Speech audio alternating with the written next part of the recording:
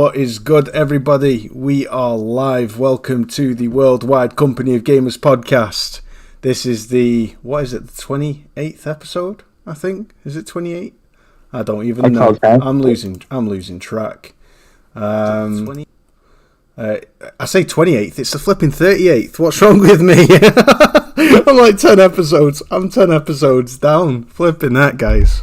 You think I've been living under a rock? I don't even know my own show. How embarrassing. 38th episode. We're nearly at the big 40, guys. The big 40. Flipping heck. Some exciting plans in the pipeline, everyone, for the show. We've got some special announcements to give in a second. But before we do that, let's introduce the panel and also say hi to everybody in the awesome tacular chat that we got going on right now. Shout out to Mary Wilcox. We've got Kuna Plays, SP, Sami Odyssey, our esteemed guest. We will be introducing him shortly.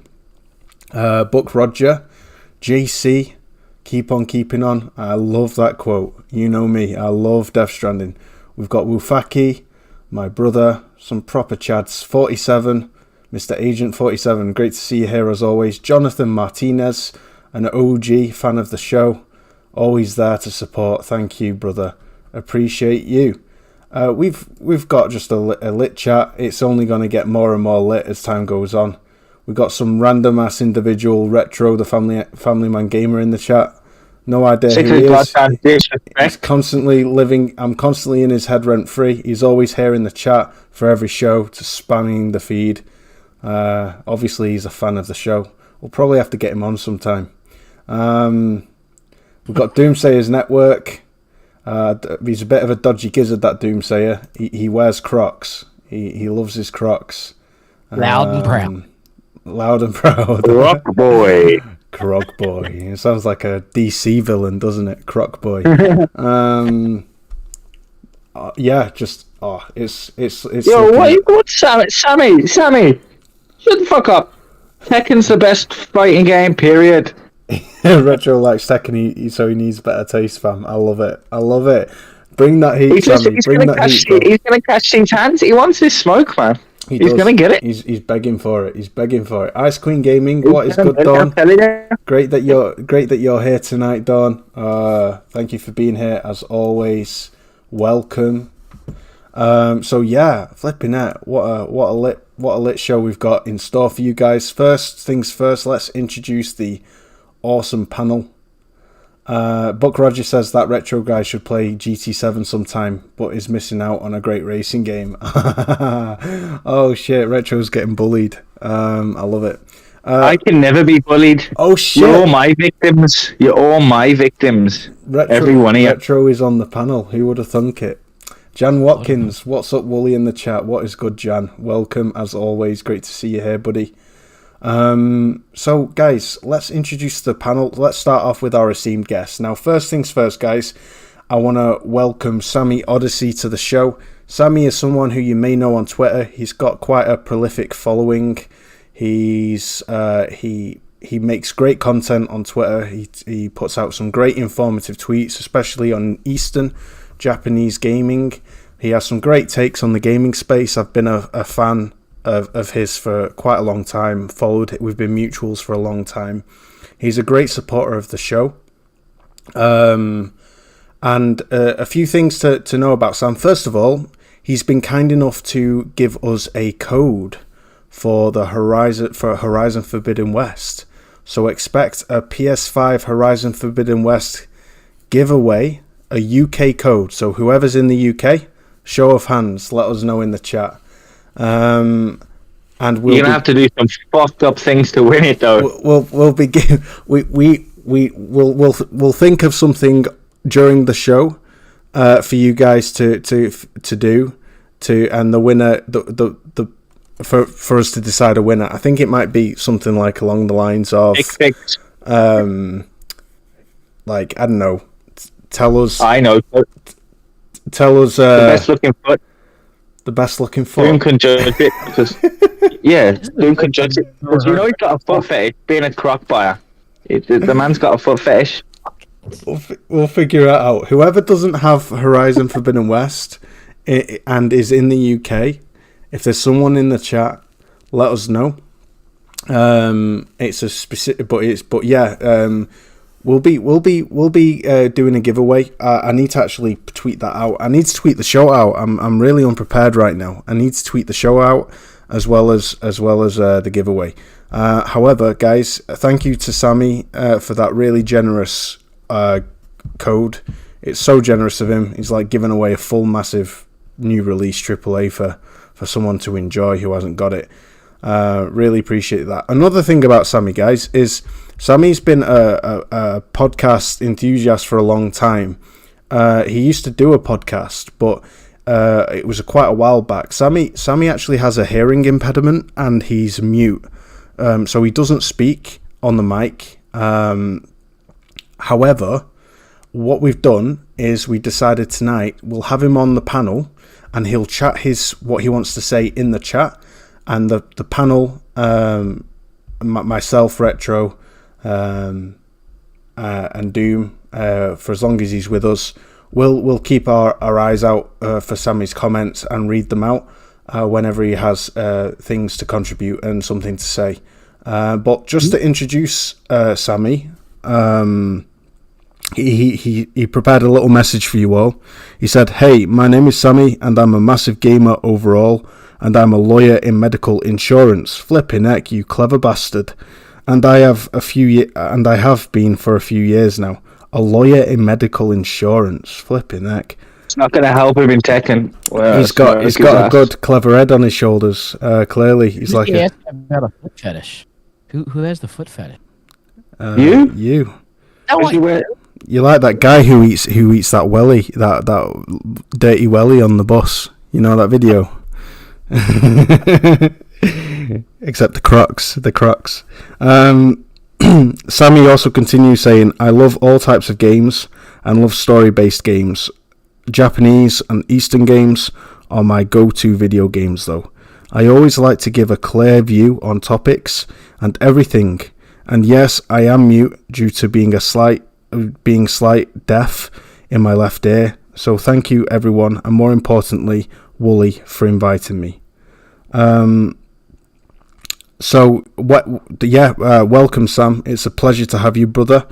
And we just want you to be assured that, contrary to previous experiences, if you've had negative experiences on other shows where people have mocked you for your slight speech impediment, the more you're with us, the more comfortable you'll grow, and we hope that the community here in the chat, as well as us on the panel, will make you feel more than comfortable, that you can always be yourself no matter what, like Miles Morales, you know what I mean? So you're always welcome, bro, and welcome. It's an absolute pleasure to have you here. It's an honor. If Sami ever has a question, he'll put question colon and then ask the question or whatever in the chat. But yeah, by all means, bro, you just comment away in the chat and we'll always read your comments out. So yeah, welcome to Sami Odyssey. Let's also introduce Doom, our regular esteemed guest. We have him on quite often, but as you know, Doom's show is like a cousin podcast of ours. We're kind of like very similar in how we like to do things, and we very much share a common interest. So we're kind of like slowly but surely amalgamating into this amazing kind of Doom-COG symbiotic gloop that is this show. But yeah, welcome, Doom. It's great to have you here. How are you doing? I wish my show was as good as yours. Oh, shut up. What a silly thing to say. Listen, I'm doing really good in that stuff. Thank you for the kind words and everything. But I cannot take any credit. It's all Retro. He's the show and that stuff. I can't take it. I have nothing to do with it, man. I turn up with a mic. That is it. That's the level of my involvement. All the DMs that I get say, "I love that man, Retro." Don't send them to me. I wish they'd send them to me. Because I'm jealous. I'm gonna. No, I said they. I wish they'd send them to me. I mean, I need some love too sometimes, you know. I'll start sending them to you because all the hate mail goes to Wise. But I appreciate. Sammy, of course. What are you talking? Of course, Sammy. We have retro simps. I am not a simp for retro. It's the other way around. He is. He's even got Crocs from a picture on him. I do not have Crocs on tonight. I have sneakers, so I'm good. But thank you, Wooly. I appreciate the invite and that stuff, and I will try to do my best to bring as much excitement as I can to your show. Facts, bro. Oh, you always bring the goods, man. I love how you articulate yourself. You have great knowledge, and you're awesome on the with your little gizmo that uses sound bites in your podcasts. You come out with some hilarious sound bites. It's brilliant. You like Jez. You and Jez are very similar. So yeah, no. It's kind of down at the moment because I'm trying to rework a bunch of things, but early next year it'll be all good to go. Awesome stuff. We're getting spammed with dodgy links right now. The mods are working overtime. It's crazy. Thank you, Wufaki. Thank you, Bork and other mods who are controlling that. It's appreciated. Retro, my brother from another mother. How you doing? You good? I'm very, very well today, man. How are you? I am all the better that you're here. That's very sweet of you to say. I mean it, bro. From the bottom of my heart. From the bottom of my heart. It's I love being on the show, man. I enjoy this. It's awesome. It's awesome that you're here. What have you been playing? You've been playing much? Gran Turismo 7. Shocker. And why am I not surprised? And God of War. The beast that is God of War. I tell you what, I'm loving the game so much. I'm just taking my sweet old ass time with it, which has never been the case with me in games in my whole 29 years of being on this planet and my whole 25 years of gaming. I have never taken as long as I have with God of War to get through a game, and it's because I'm now a dad. It's completely changed the way that I approach gaming. It's ridiculous, bro. I told you this would happen, didn't I? Mm-hmm. It changes up the dynamic of. I mean, don't get me wrong. As they get older and stuff, you'll get more and more time. But especially when they're so young. Sami Odyssey says God of War. Oh, you mean Goat of War? Yes, absolutely, bro. It's actually God of Wool. It is God of Wool. It's not God of War. It's God of Wool. Look, here's Kratos in the flesh with my face superimposed onto that sexy, beautiful body. What more can I say? I don't even think Kratos' body could hold up your head, man. That's a god power all of its own. You cheeky fuck. Oh my god. It's true. It's FOD of War, bro. It's FOD of War. He looks good with that nice clean shaven face and also the hair. He looked really good the other day, man. I gotta give him that. Oh, bro, you're gonna make me cry. No, really? You did, man. Do you mean that? Listen, I'm almost 50 and I can't grow a beard like that. Oh, mate, that's just a couple of days' work. I need to grow mine longer. I'm going to grow it longer, and it's going to be like Kratos, as you see in this pic. God of Wool. Oh, FOD of Wool. It should be FOD of Wool, because I have got a ridiculously big forehead. As Retro, the midget, kindly pointed out to me. He's a Ritalin addict, I tell you. I don't know what he's doing criticising my FOD. You could sneeze and you'd blow over. I love it. No, but on a serious note, love that you're here, Retro brother. Thank you for I love being here, bro. I love it, bro. Yeah, I love you too, bro. I love you too.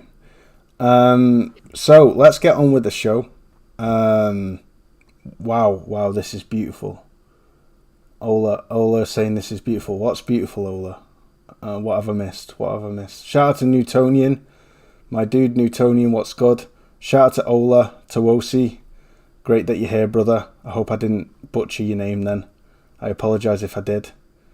I'm just trying to figure out what he's saying is beautiful. I'll wait for him to comment. But let's just do a quick announcement before we crack on. A sad announcement, guys. I'm sure you've all heard. I know this is close and near and dear to Retro's heart, especially. The legend himself, Jason David Frank, aka Tommy Oliver, the Green Power Ranger, has passed away. Sadly. Sad day, man. Yeah. Apparently, reports are that he took his own life. And it's just so sad, man. The best of people, like Robin Williams. There's my childhood, man. That is literally my childhood right there. That's crazy, man. Yeah, like, it's very sad. We lost Batman, and then we lost the Green Ranger, man. I mean, genuinely sad. Man, it's that was my childhood. I used to love the Power Rangers. Every weekend, man, without fail. Every single weekend. Yeah. It was like I felt a similar sadness when flipping. Oh my days! Why is his? I flipping love Kevin the guy. Conroy? No, not Kevin Conroy. Oh yeah, Kevin Conroy's a given.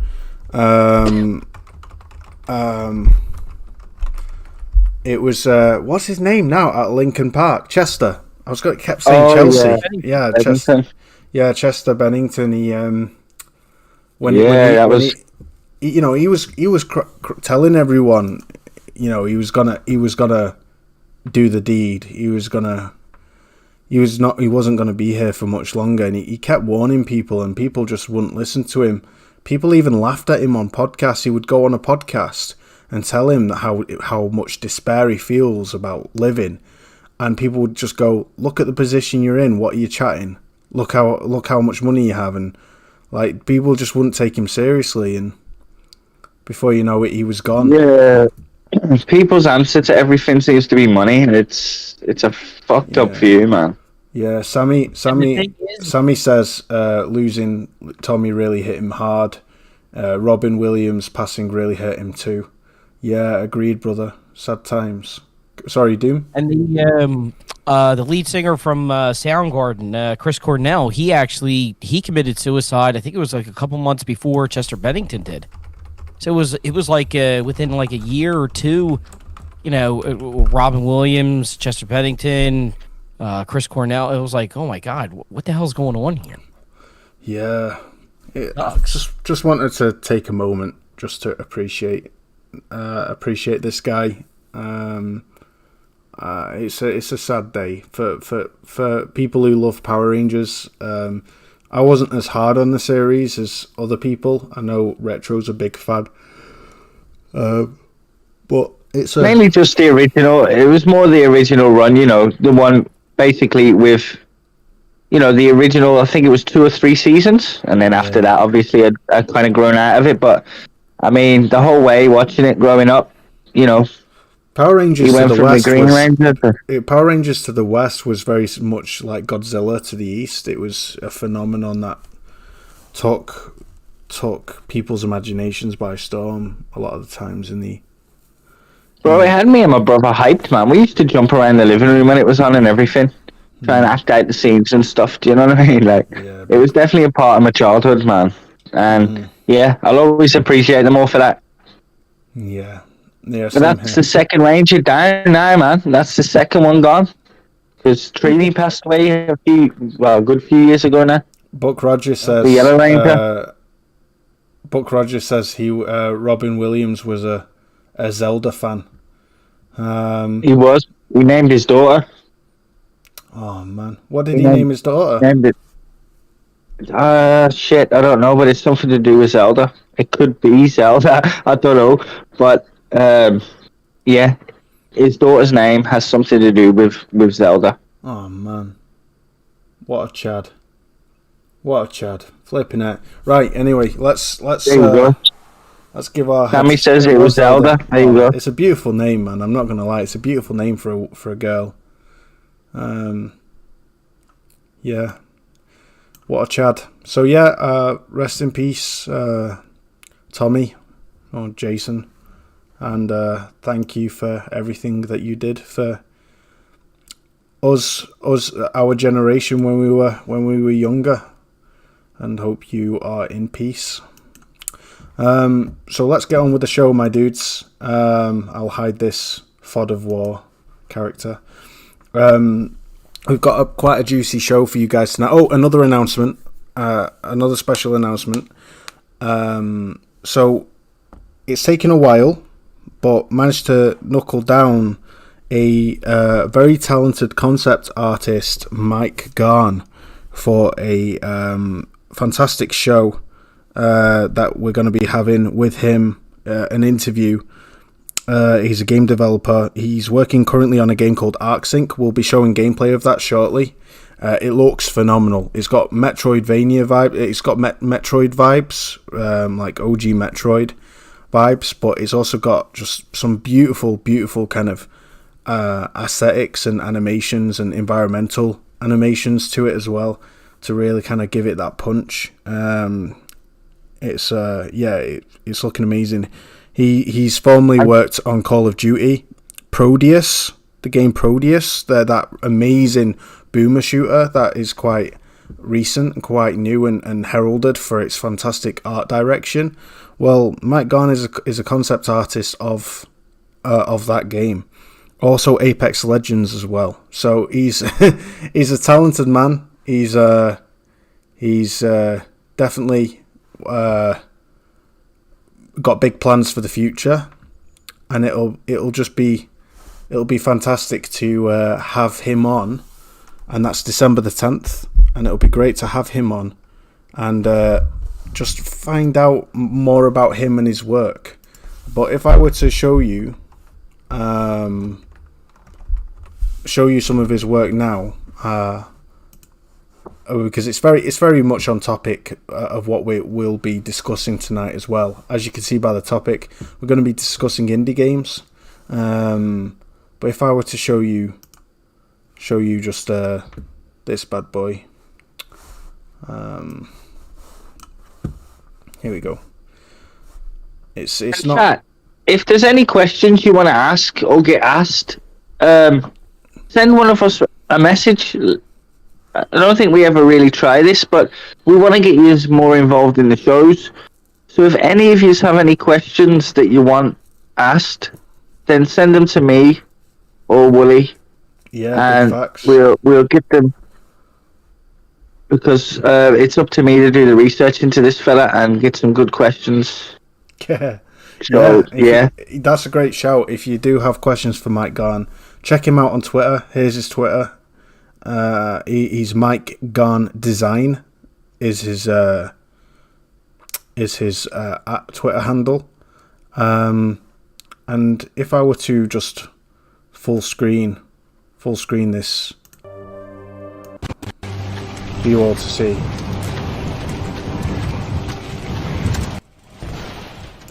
It's pretty low resolution on Twitter, as you can imagine, Twitter compression, but you get the idea. The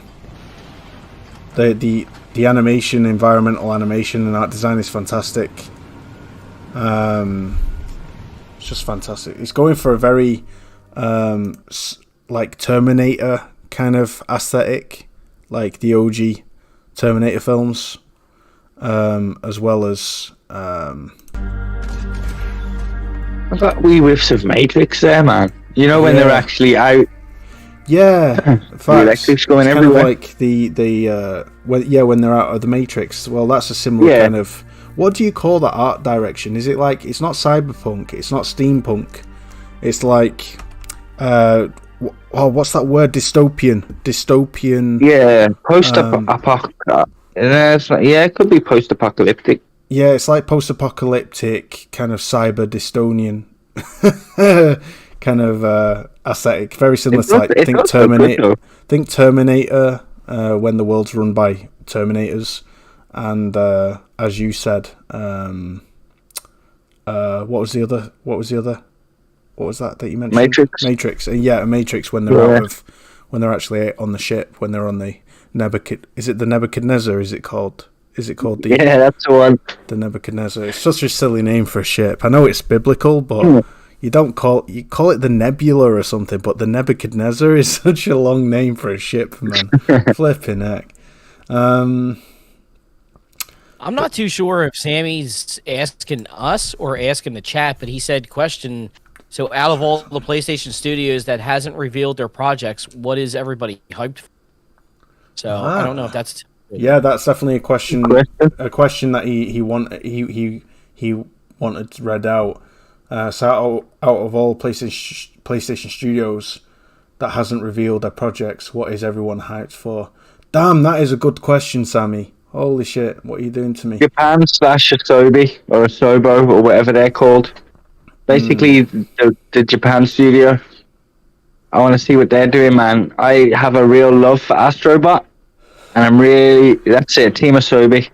And I really, really want to see what they're cooking up, man. They're so imaginative. I love that kind of game, you know? And they've done such a fantastic job on that packing game. That we got with the PS5. It was just such a brilliant walk down memory lane, and I kind of want to see what they can do with a bit more time and stuff. It's a great shot because nobody to this day has used the haptics the way they have. Shout out to Zubitech, man. He's got an up to date. I could actually find it for you. He's got an up to date list of all the studios. The one thing that I really hope does come true, and it's been thrown out there a lot. Naughty Dog, I would love to see them do a Punisher game. What they did with The Last of Us and Last of Us 2, they would just, especially their writing skills and everything, I think they would do one hell of a job with a Punisher game. I seem to be the only Naughty Dog fan that wants them to go back to Jak and Daxter, man. Jak and Daxter would be amazing, to be fair. Let me full They're my favourite platformers, you know. Yeah, Jak and Daxter, man. Jak and Daxter 2 was incredible. It took my breath away with the free roam, semi-open world flying vehicles. The second one was actually my favourite. Yeah. It was very divisive, that game. Not everybody loved it, but I thought it was amazing. And Jak 3 is gorgeous. Like, it's super crisp and looks great. Graphics-wise, it's a beautiful game. Today doesn't look out of date. You know what I mean? Like, shout out to... Oh, no, they're doing such a good job. Shout out to Zuby Tech in the chat, man. He's got this fantastic infograph pinned on his Twitter. And these are all the unannounced projects that are currently in development at Sony Studios.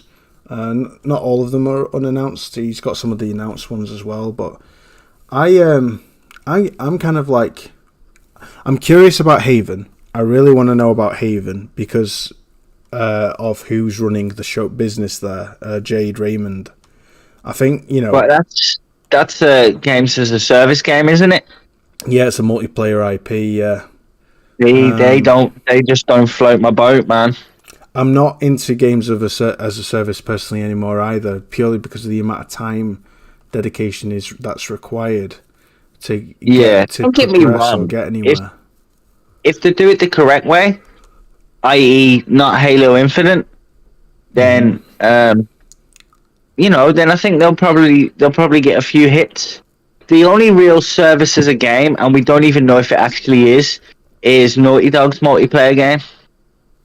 Yeah. I'm expecting it to be a free-to-play multiplayer game, but I don't know. With the way it's saying it has a story and new characters and stuff, I just don't know how they're approaching it. That's something I'm looking forward to hearing more of next year, to see what direction they're going with it.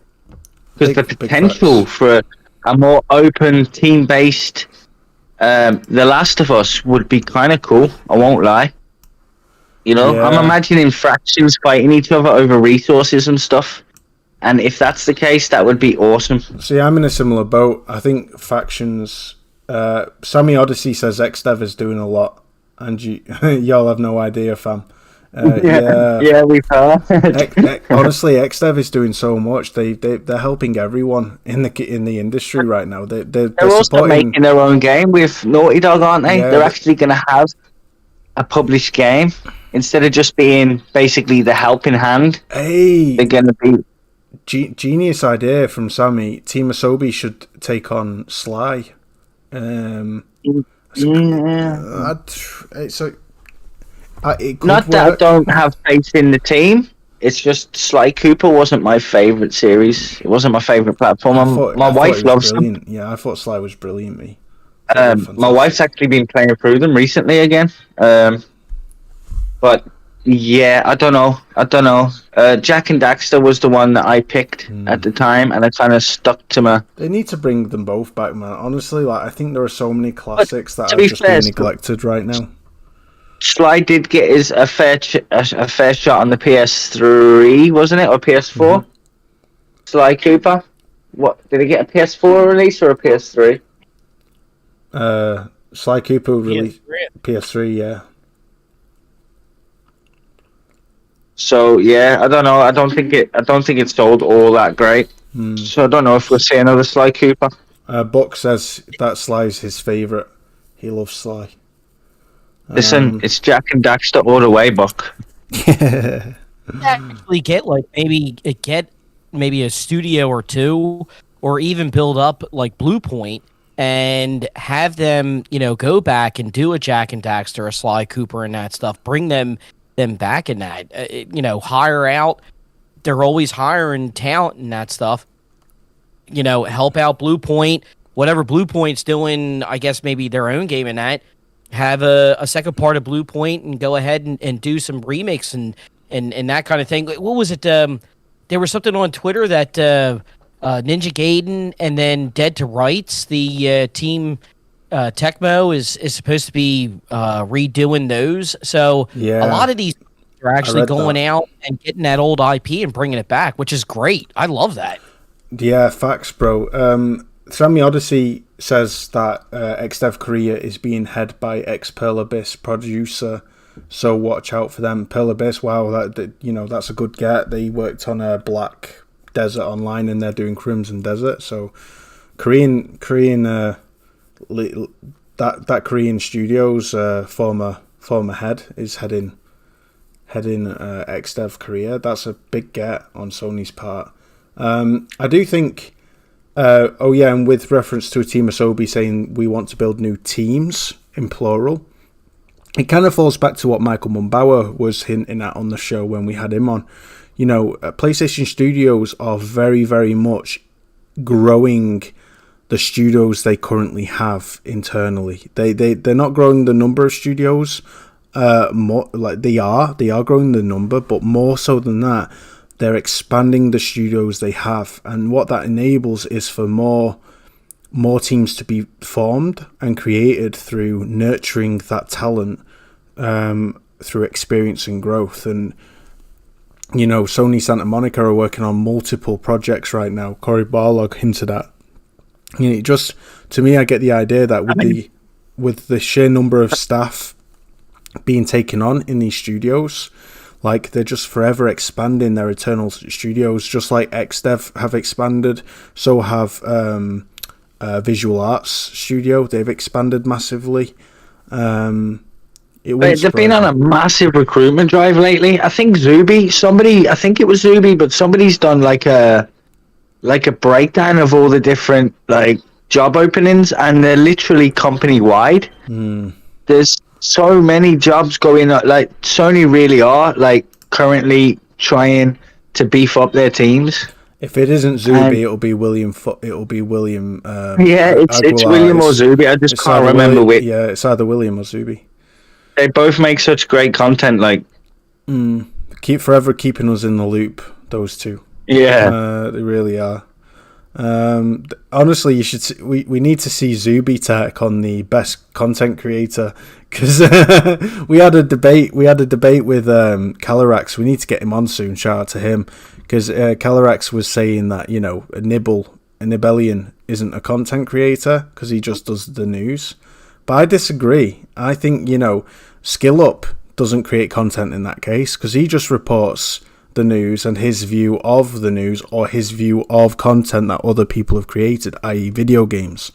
And I'm thinking, well, no, he's presenting it in a way that's appealing to people, and Nebelian does the same, Zubitech does the same, William Aguilar does the same. That to me is content. I don't care however you want to spin it. And considering the fact that I do not know any of the other content creators nominated for Content Creator of the Year at the Game Awards, I do think definitely that Nebelian deserves the win there, personally. But I'm just biased. I voted for Nebelian. He was the only one I knew too. I voted for him. I hadn't heard of any of these people. It's crazy. Nope. So guys, let's get on with the topics. Shout out to Joey Gutierrez. Instead of buying more devs to make more games, they are expanding on the teams to make multiple games. Exactly, Joey. That's exactly what they're doing. And I'm all for it. I think the level of polish that is kind of growing across the board of Sony Studios now is incredible. Even Sony Bend are punching above their weight now because of the level of experience they've gained from these ambitious projects that they've been granted by Sony. It's amazing. Ruby saying he did do the job tweet. And Buck saying I voted for Crap Gamer. Yeah, I love it. Yeah, shout out to you, Zuby, bro. You honestly, bro, you're a legend, and we appreciate all that you do on Twitter for the community. If you want to jump on the show at any point, Zuby, bro, feel free. It's always an open seat with your name on it. You're always welcome. Yeah, Zuby, Michael retweeted your tweet, but no site gave you credit. Exactly. Yeah, let's get on that. Let's start this first, right? Let's discuss this first as the main topic, right? Shout out to Zuby. He presented some info that basically Visual Arts supported. Well, hey Zuby, there you are on Game Rant. You're there on Game Rant. Shout out to Zuby, brother. That Callisto Protocol supported was supported by Visual Arts. That Callisto Protocol devs, as you know, are Striking Distance Studios. They're a relatively new independent developer with AAA production values because of the funding they receive and the team that they have. They're phenomenal. They're flipping working at full speed like a steam train, and it's pretty incredible what they've achieved. But they're getting so much support, man. It's incredible. And one of the main supports that Striking Distance received was full motion capture support from PlayStation Studios Visual Arts Group. And here's the footage of Callisto Dev Striking Distance Studios taking full advantage of that at PlayStation.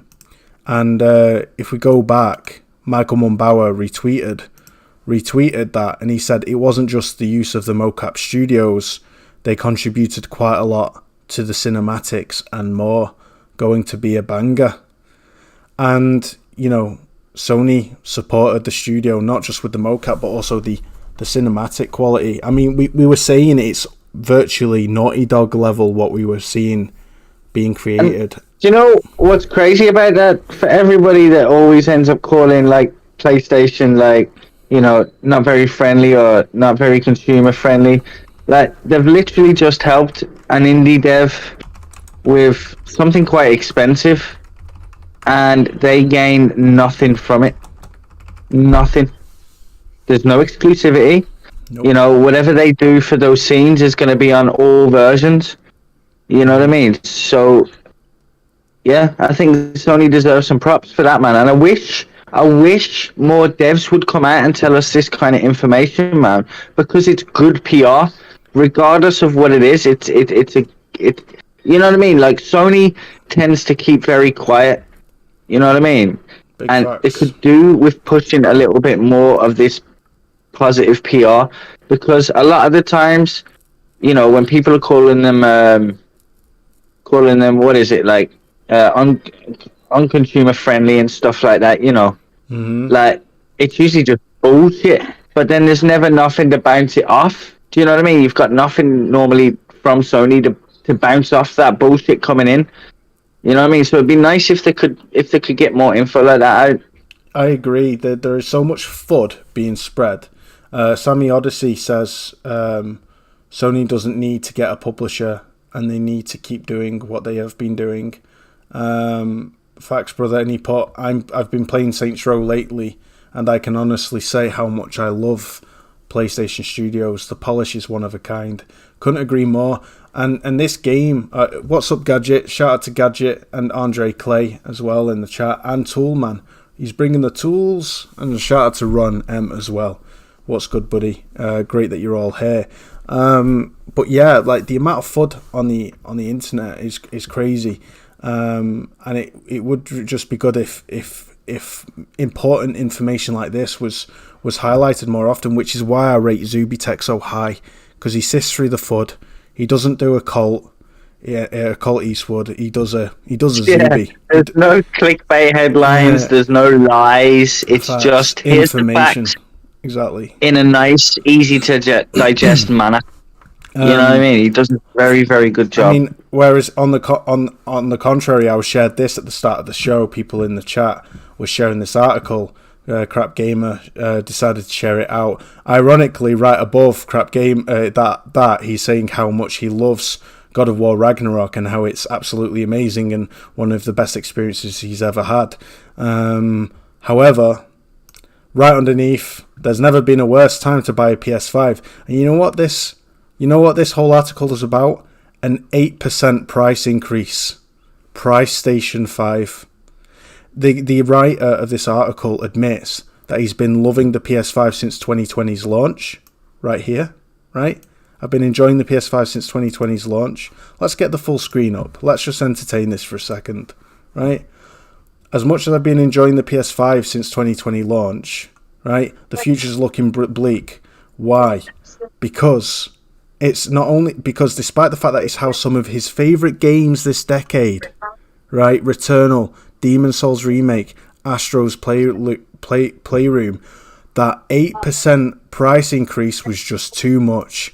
The PS5's unfortunate price hike and the cost of a absolutely benchmark-setting PSVR headset that's coming out a third of the price of other headsets that are on par in the PC space, right? It's a third of the price, but an optional peripheral like that is just, and the DualSense Edge, which, let's face it, nobody's getting the DualSense Edge. Nobody wants it. They don't see the point in it. I don't see the point in it. Whatever. If you want it, enjoy. But it's not an essential item, right? It's a peripheral, a non-essential peripheral, and that means that the PS5 is not worth it, even though it's housed some of his favorite games this decade, and he's been loving it since 2020's launch. That 8% price increase plus peripherals being released, optional peripherals that gives gamers more options. I thought that's all these guys would talk about is options. He's worried about a price increase on a product he's already bought. He's already got it. He's got the PlayStation. So what? In what way does the price increase? They all have a freaking PlayStation. Did you see xCloud Tim Dog's tweet not long ago? Yeah. Where with the PlayStation in the corner.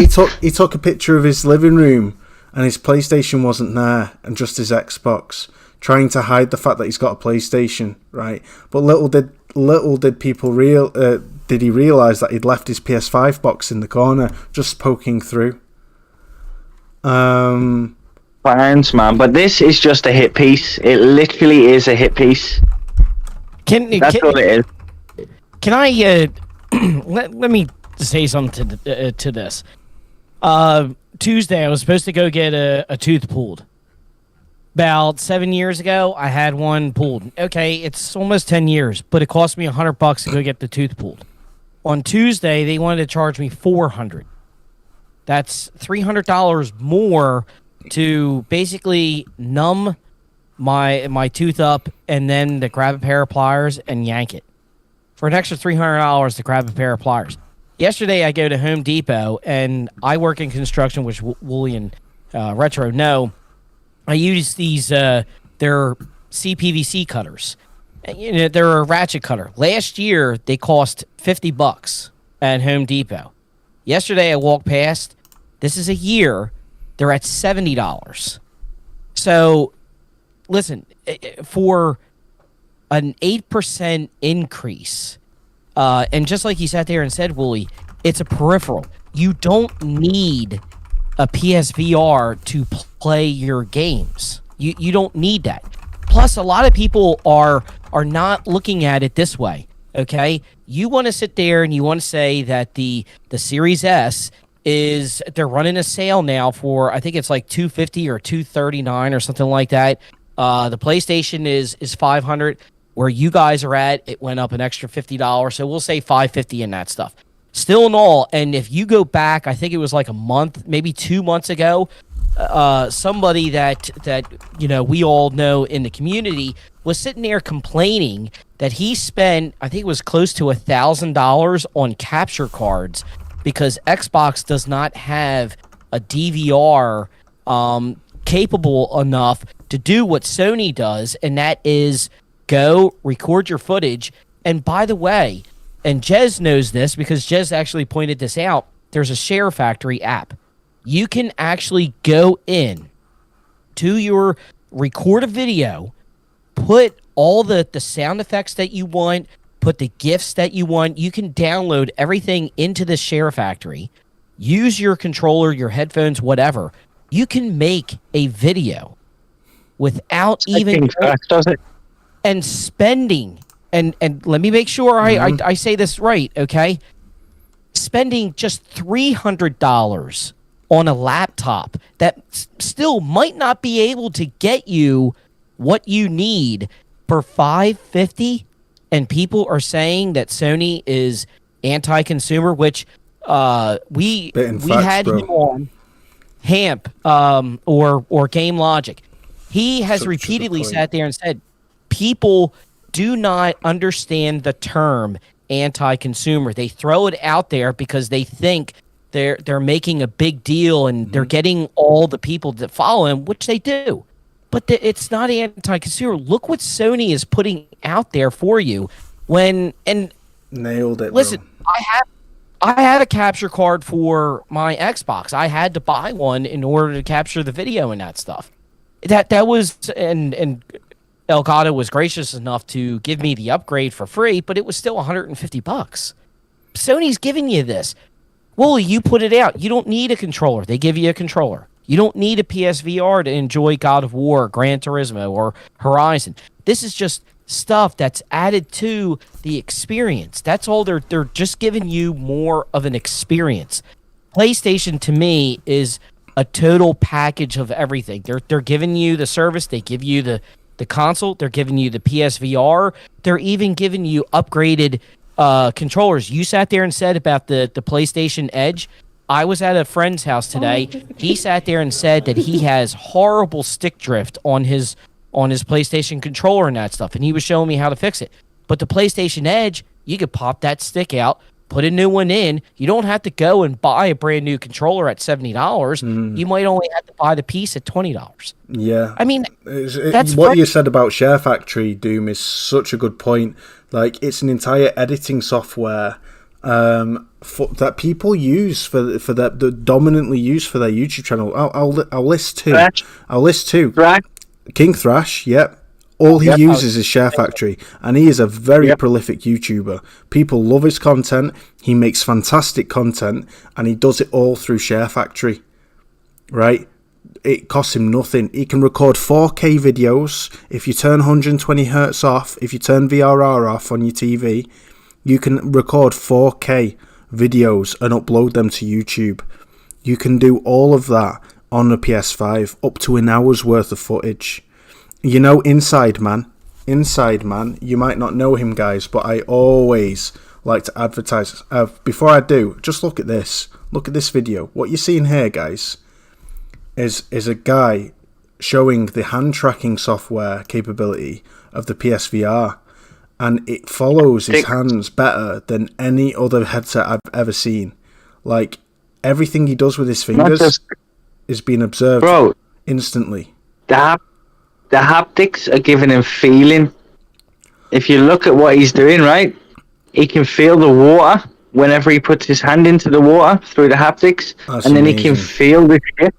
If you look at him, he starts tapping this side of the boat, and he can feel it with the haptics. It's crazy.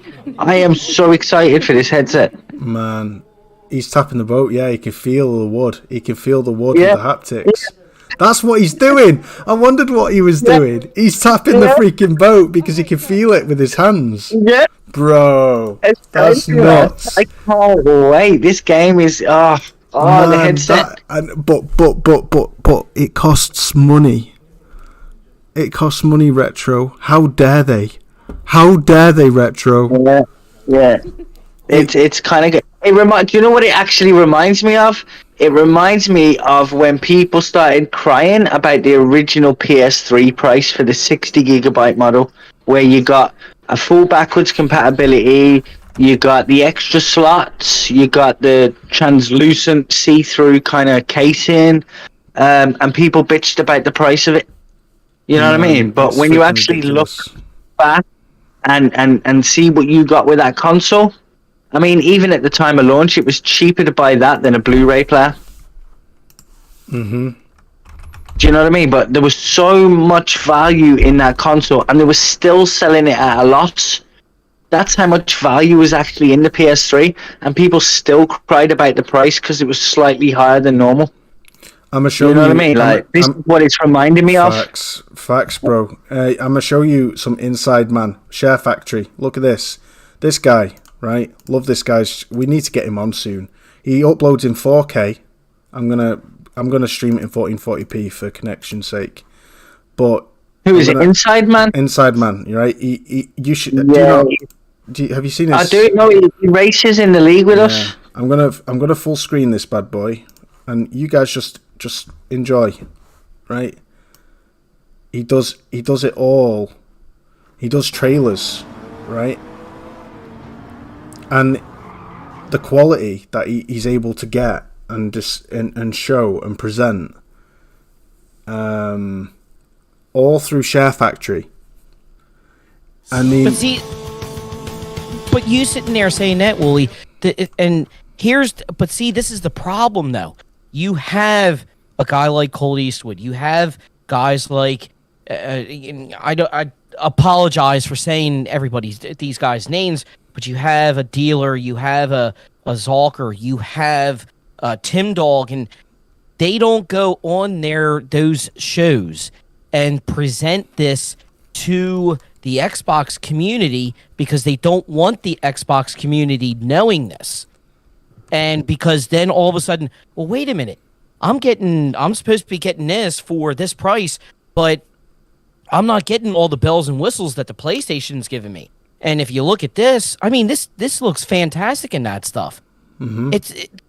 You have to really look at what you're getting. Like, I'm sitting here, I'm reading the chat. Aaron sat there and said he has, for Game Pass, hasn't gotten a first-party game all year long in that stuff. Technically, Pentiment is that first-party game, and I think there might have been another one, but a AAA game. Value. People talk about value in that stuff. Yes, the PlayStation subscription is actually cheaper if you do it yearly. It's $60 cheaper. But the Xbox community sits there, and I'm talking about YouTubers, they tell you, no, it's $18, so it's more expensive. No, if you actually look and do your research, it's cheaper than Xbox. But their subscription service that's not what Sony is all about. That's just a part of what Sony has given you. Mm-hmm. I was actually saying this. I was saying something similar to Wooly earlier. It's basically Sony is saying, "Here's a console, please come into it," and then they're saying, "And if you want, there's a service here." Whereas Microsoft seems to be, "Here's a service, buy into our console if you want." You know, that's the way I see it. It's two very different viewpoints on console gaming. Yeah. Xbox is sitting there and basically saying, this is what we are. Xbox is no longer. I do believe that. It is Microsoft Game Pass. That is what their game studios are, or whatever they want to call it. They are Game Pass. Sony believes, and this is just my opinion, that just like you sat there and said, Retro, here's your console. Okay, we're going to still give you games that you can go out and buy, but we're also going to add a service to this if you want to play older games and that stuff, which I do want to sit there and complain. PlayStation, where the hell are these PlayStation 1, 2, PSP games? You're really sucking on that. Let's get, with the program and start bringing something out. But anyway, they're sitting there, here's our service, here's our games, but then we'll give you PSVR. If you're into that, you can go out and buy that. If you're into, having a pro controller, here, we'll give it to you. We're not begging you to buy this stuff, but we're giving you the option to go out and buy it if you want. And that's it. Mm-hmm. Yeah, absolute spitting facts tonight, guys. I couldn't agree more. By the way, Sami, bro, check your DMs on Twitter. Look at this, guys. Have a look at this bad boy. Here's a game coming to PSVR scheduled for February 2023, launch day, hopefully, at the same time as Call of the Mountain, and also No Man's Sky VR. Look at these visuals. This, bro, this looks insane to me. It's so crisp, so beautiful. It's a kayak. It's called Kayak VR Mirage, right? And it's just an incredibly zen experience. And what I'm seeing here is so worth every single penny of the $550 price tag of the VR.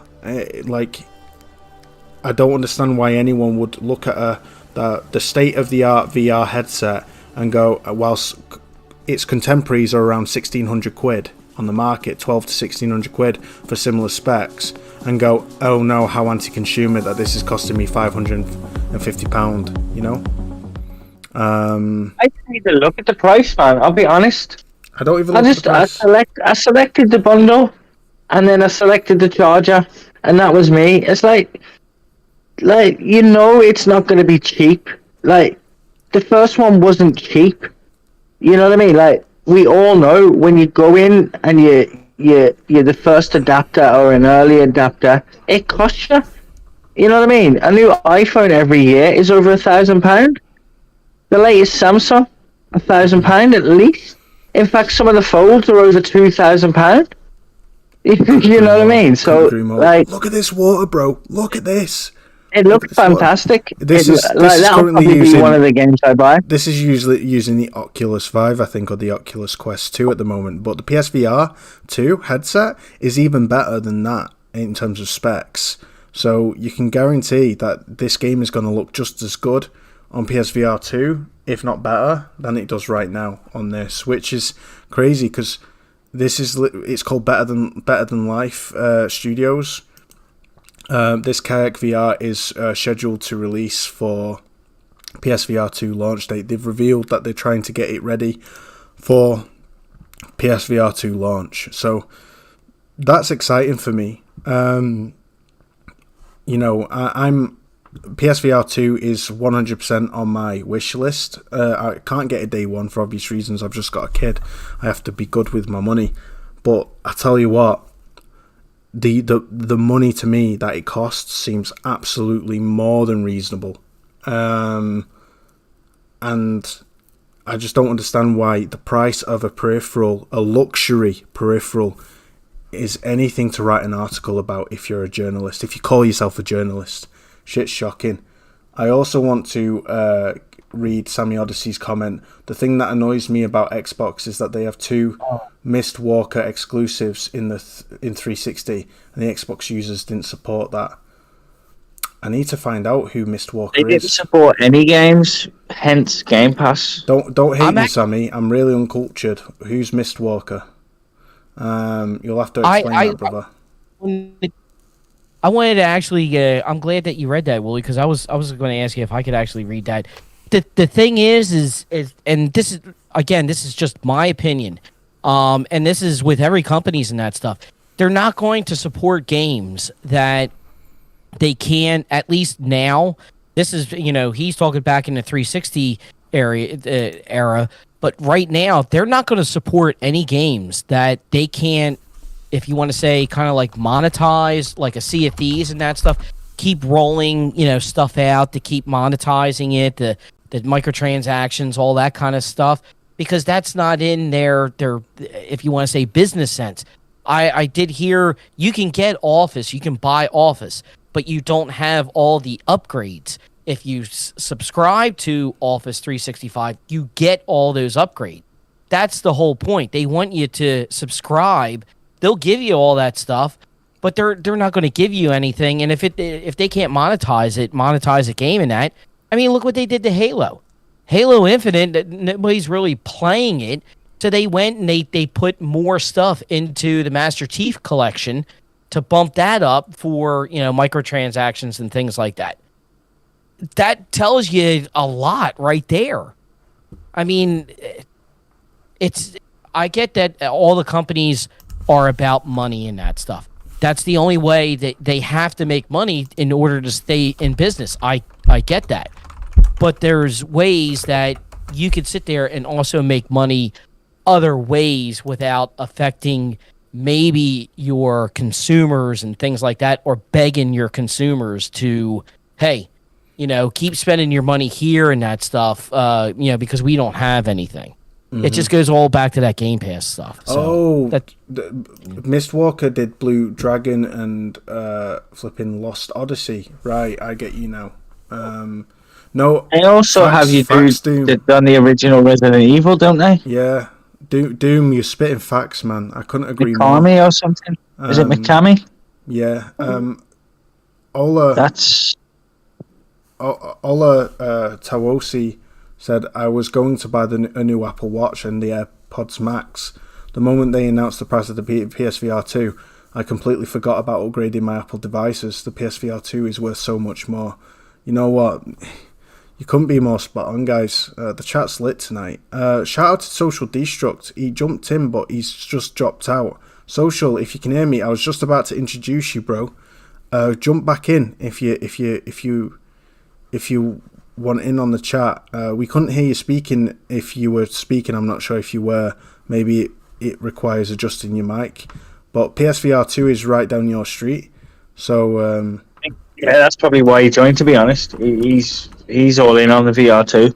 Yeah. So if you're listening, Social, jump back on, bro. I'll send him a message on WhatsApp. Yeah. Okay, facts. Tell him to get back on. Get his ass in here. Shout out to Josh Ayres. What's good, buddy? Great to see you here. Sami Odyssey says, basically explained more about Mistwalker Studios. Hironobu Sakaguchi, aka creator, founded his own studio under Mistwalker. Urata locked down 2 Mistwalker games when he was at Xbox. Yeah, and they've done naff all with them. They've not nurtured or grown that partnership, and that's where Microsoft have really failed. Think about it this way, guys. PlayStation 5 has been in its weakest position Sony could have ever anticipated it being in when it comes to being shipments available, chip shortages, right? Especially affecting the PS5, right? Demand was so high they couldn't fulfill it. That was a perfect opportunity for Xbox to dish out the games, to really, really put themselves. They had a 2-year window, a 2-year advantage to solidify themselves as true contenders. And what did they do? They've shipped you 7 to 8 million Xbox Series S's and 7 to 8 million Series X's shipped in shops, and pushed a subscription service on you, and that's all they've done. And for interactive novel experiences. I mean, I don't have a problem with interactive novel experiences. I think Broken Sword and Monkey Island are phenomenal games, and in their own genre are absolute 10 out of 10 experiences. Broken Sword 1 and 2 were incredible on the PS1. And I think those games have a place in the industry. But when all you provide is Dusk Falls and Pentiment and a botched Halo and another Forza with a quarter of the content, there's problems here. There's clearly an issue that just isn't being addressed, and people are just giving no consideration to. Like, people, it's like people don't care. It's like people just give Xbox a pass. If it was Sony, if it was on the other foot, there would be so much negative press about Sony's incompetency that they'd probably drive millions of people away due to media putting the pressure on, and bad optics and stuff. The optics would be so bad if this had been Sony. But no, in fact, with that disadvantage, Sony still provided the games where Microsoft wasn't. And that's all there is to it. Like that article that says that there's never been a worse time to buy the PS5. He could not admit that from 2020 up until now, not 2021, guys, but from November 2020, the launch date of the PS5 has delivered some of his favourite experiences in the last decade. And I ask you, as a gamer, where are your fucking priorities? Obviously, it's to do with the games. So, I think, it's crazy how the media will push anything negative they can when a quality product is being shipped by PlayStation, but they'll praise Microsoft for participating with we'll give you Pentiment. You've waited long enough for a game from us. We'll give you Pentiment. Oh, it's masterful. It's wonderful. It's the best 6 hour experience I've had in terms of an interactive novel in the last 8 years. And because I love interactive novels. Oh, it's wonderful. And you'll read this from like the media, and it's like, that's not enough for fans of Xbox and for gamers. At least for me, anyway. Sorry to have gone on a long ass rant, guys. Yeah. I agree, man. And I mean, we're only talking about PS5. We're not even talking about the fact that Sony really hasn't let up on games. They haven't. Like, for years now, we're talking almost a decade straight of just releasing high quality games. Yeah. At a consistent pace. And I don't understand why they get dog walked so much, man. I don't understand, because they provide every single gen. So let's in bouncing off that point, Retro, and I'll just quickly read Sammy's comment. He put, "Don't even get me started on Spider-Man 2. That's a monster coming, bro." We'll talk about Spider-Man 2 in a sec, actually, Sammy. That's a great point. Imagine if Sony had no AAA exclusives for 12 months. They would be dog walked, bro.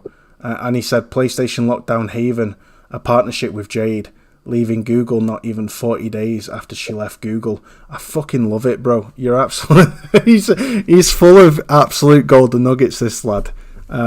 Josh has put, Xbox are an underdog. They are at they're a $2 trillion loser at this point, but you need to treat them with kid gloves. And you're spitting facts in the chat. Jonathan Martinez said, which this is where Xbox needs to deliver games. Absolutely.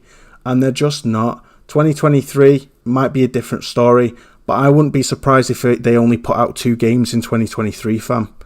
I would not be surprised. I would not hold my breath if they only put out 2 games in 2023, but they're somewhat solid and competent. They'll get praised through the fucking roof, and they'll probably win another Publisher of the Year award. But all it's got you is 2 games in a year. Just like this year, sorry. or was it last year? It was last year, wasn't it? 2 games, yeah. November and October. Halo and Forza. Go on, Doom. I actually wanted to answer or add something to what Josh sat there and said about the $2 trillion loser. I disagree with that. I don't think they're a loser. I think what Xboxes or Game Pass, what they are is they're like the CW of like TV shows, and then you have PlayStation, which is the Disney. Mm-hmm. Okay, you have 2 or 3 good, like The Flash, Green Arrow, and we'll say like Black Lightning. Those shows are really good. And The Flash is terrible. No. I loved the first maybe 4 seasons and that stuff. Sorry, I just threw up a little bit. I get, but hey, this is the last year I think of it. But the thing is you can tell. Okay, they're putting in decent TV shows that are going to keep you coming back maybe every week and that stuff. Disney, on the other hand, CW gives you 26. Filler-filled season where if you actually took it, you could probably break it down into 13 episodes and the season would be phenomenal, but they fill it in with all this filler. When Disney sits there and says, we're giving you 9 episodes, we're going to give you the 9 best episodes we can, we're going to put money into it, okay, to make it the experience you want, and you're like, holy shit, man. Oh my God, WandaVision was incredible. Loki was just unbelievable. I mean, Moon Knight, oh my God. And I am a huge DC fan. I'm a bigger DC fan than a Marvel fan, but DC cannot touch anything that Marvel put out in the first 10, 12 years and that stuff. Not anymore. You've got too many mad geniuses now, like Chris Hemsworth said, ruining the Marvel franchise. Taika Waititi, he's so self-indulgent, he has no freaking clue what he's doing. He has no freaking clue what he's doing to these characters. But anyway. I mean, Thor was abysmal. Bad, like really, really Talk bad. about insulting your intelligence. I remember you being in Twitter and you sat there and you watched the movie and you were like, yo, this is bad. I'm like, come on, man. No way is it going to be, that bad. Ragnarok was unbelievable. And I sat down and watched it on Disney Plus. I'm like, man, Wooly was right. This is horseshit. This is total crap. I mean, the only good thing about it is the goats. That's the only laughable thing. Facts, bro. That is the only good thing about it. Even Christian Bale hated it. He said he'll never do it again. He said it was just a green screen bore fest. At least in with DC movies, with Batman, he got to be part of the movie and actually like not just have everything CGified, but actually use props and real stunts and stuff. And he said it was just a green screen bore fest. Nobody enjoyed it. And Chris Hemsworth has spoken out against the woke culture as well and said that, stupid mad geniuses ruining franchises for ticking boxes. And you've got other people like just calling out the current culture with the MCU and Disney and how Disney are ruining it all. It's everything's coming to a head now. Everything's coming to a clash, and I think there's going to be a huge shift in people's general attitude and tolerance towards ideological kind of ham-fisted indoctrination that's being forced into movies and various forms of media. At the cost of story integrity, character development, and just the general enjoyment of the show. People are getting sick of it. But yeah, sorry we're going a little off topic. I just wanted to say this, Willie, because I actually got to get ready to leave. But you actually bring up a good point. There was so much continuity with the Marvel thing. DC never had that. that's why I'm looking at what James Gunn and the things that he's been sitting there saying. It's like, okay, let me see what you're actually going to do, because I mean his Guardians movies were good and that stuff. I was very disappointed that Suicide Squad didn't get, make more money and more praise, because I actually thought it was very good and that stuff. And then Peacemaker was very good. So, yeah, I want to see where DC's going and where he's going to take them in that stuff. Yeah, facts. I will agree that the latest Suicide Squad film, not Bird, what do you call it? Suicide Squad Bird something. It was the Harley Quinn one. Not that one. Oh, it was, Birds of Prey. Yeah, not Birds of Prey, but the one after, Suicide Squad 2, was phenomenal with like Starro. Yeah. You had Starro as the main villain and King Shark. Man and King Shark and that stuff. Stallone doing King Shark. I can't believe it. Yeah, it was a phenomenal film. I just thought it was absolutely freaking brilliant. I love how Harley Quinn it was the best depiction of Harley Quinn ever. Like how Margot Robbie, the writing for Margot Robbie was so much better than before, and she subverted everybody's expectations in decisions that were made during the film. Like plot points were happened, and it was just killer. It was just, everything was brilliant. It was a 10 out of 10 film for me. But yeah, hey, Doomsayer, it's been an absolute pleasure having you on, bro. Thank you so much for being on, and really appreciate you. Hey, you're always welcome on the show anytime. I'll be in touch soon. I want to butt heads with you and discuss a few things with you. It would be really cool. Not I say butt heads, I don't mean in a bad way. I mean, I want to discuss a few. Because he'd fucking kill you with that head. Yeah, don't want to butt heads with me. My FOD, I've got the FOD of war. I've got the FOD of war, bro. I'll bring my Crocs up. He'll be able to take Killer Crocs. Like getting punched by Hercules. Yeah, Doom is the latest new entrant into the Suicide Squad with his Killer Crocs. Crocman out. Yeah. Wooly, I appreciate the invite and that stuff. Thank you very much in that. It's always a pleasure, jumping on with you and my buddy Retro and that stuff, and finally being able. I told him not to invite you. Really? You motherfucker, man. Hey. That's messed up, man. That's really messed up. But it was, being in here with Sami Odyssey. Of course, I'm leaving now. Social's coming in and that stuff. Can I throw out a real quick plug, Wooly, and then I'm out of here? Yeah, and that go stuff? for it. Just like you were sitting there saying, listen, anybody that's in the chat and that stuff, if you guys, I hate doing this. I really, really hate doing this. I don't do this on my show. I don't ask anybody for likes or subs or anything like that. But if you guys could really do me a favor, we just want both myself and Darth, we just want feedback. We don't need you to sub and do all this other stuff, but if you could just comment and that stuff. I put out a video today. It's some of the best games that both Darth and I played. The second part is going to be out tomorrow and that stuff. If you guys can actually go over to that channel, I'll actually shoot it into the chat for everybody and that stuff after I get out of here. And just, hey, comment on it and that stuff. The channel is Initiate Swarm Protocol. We, appreciate all the views and everything else and that stuff. So again, this is the channel Initiate Swarm Protocol. It deserves way more than 14 subs, bro. But this is a pretty new channel that you've set up. I listened to the full thing. It was fantastic. I loved your point on Infamous and also Zelda Ocarina of Time. I'm not a huge fan of Horizon Zero Dawn, but I love the way that it was highlighted why it's was it yours or your friend's favorite game?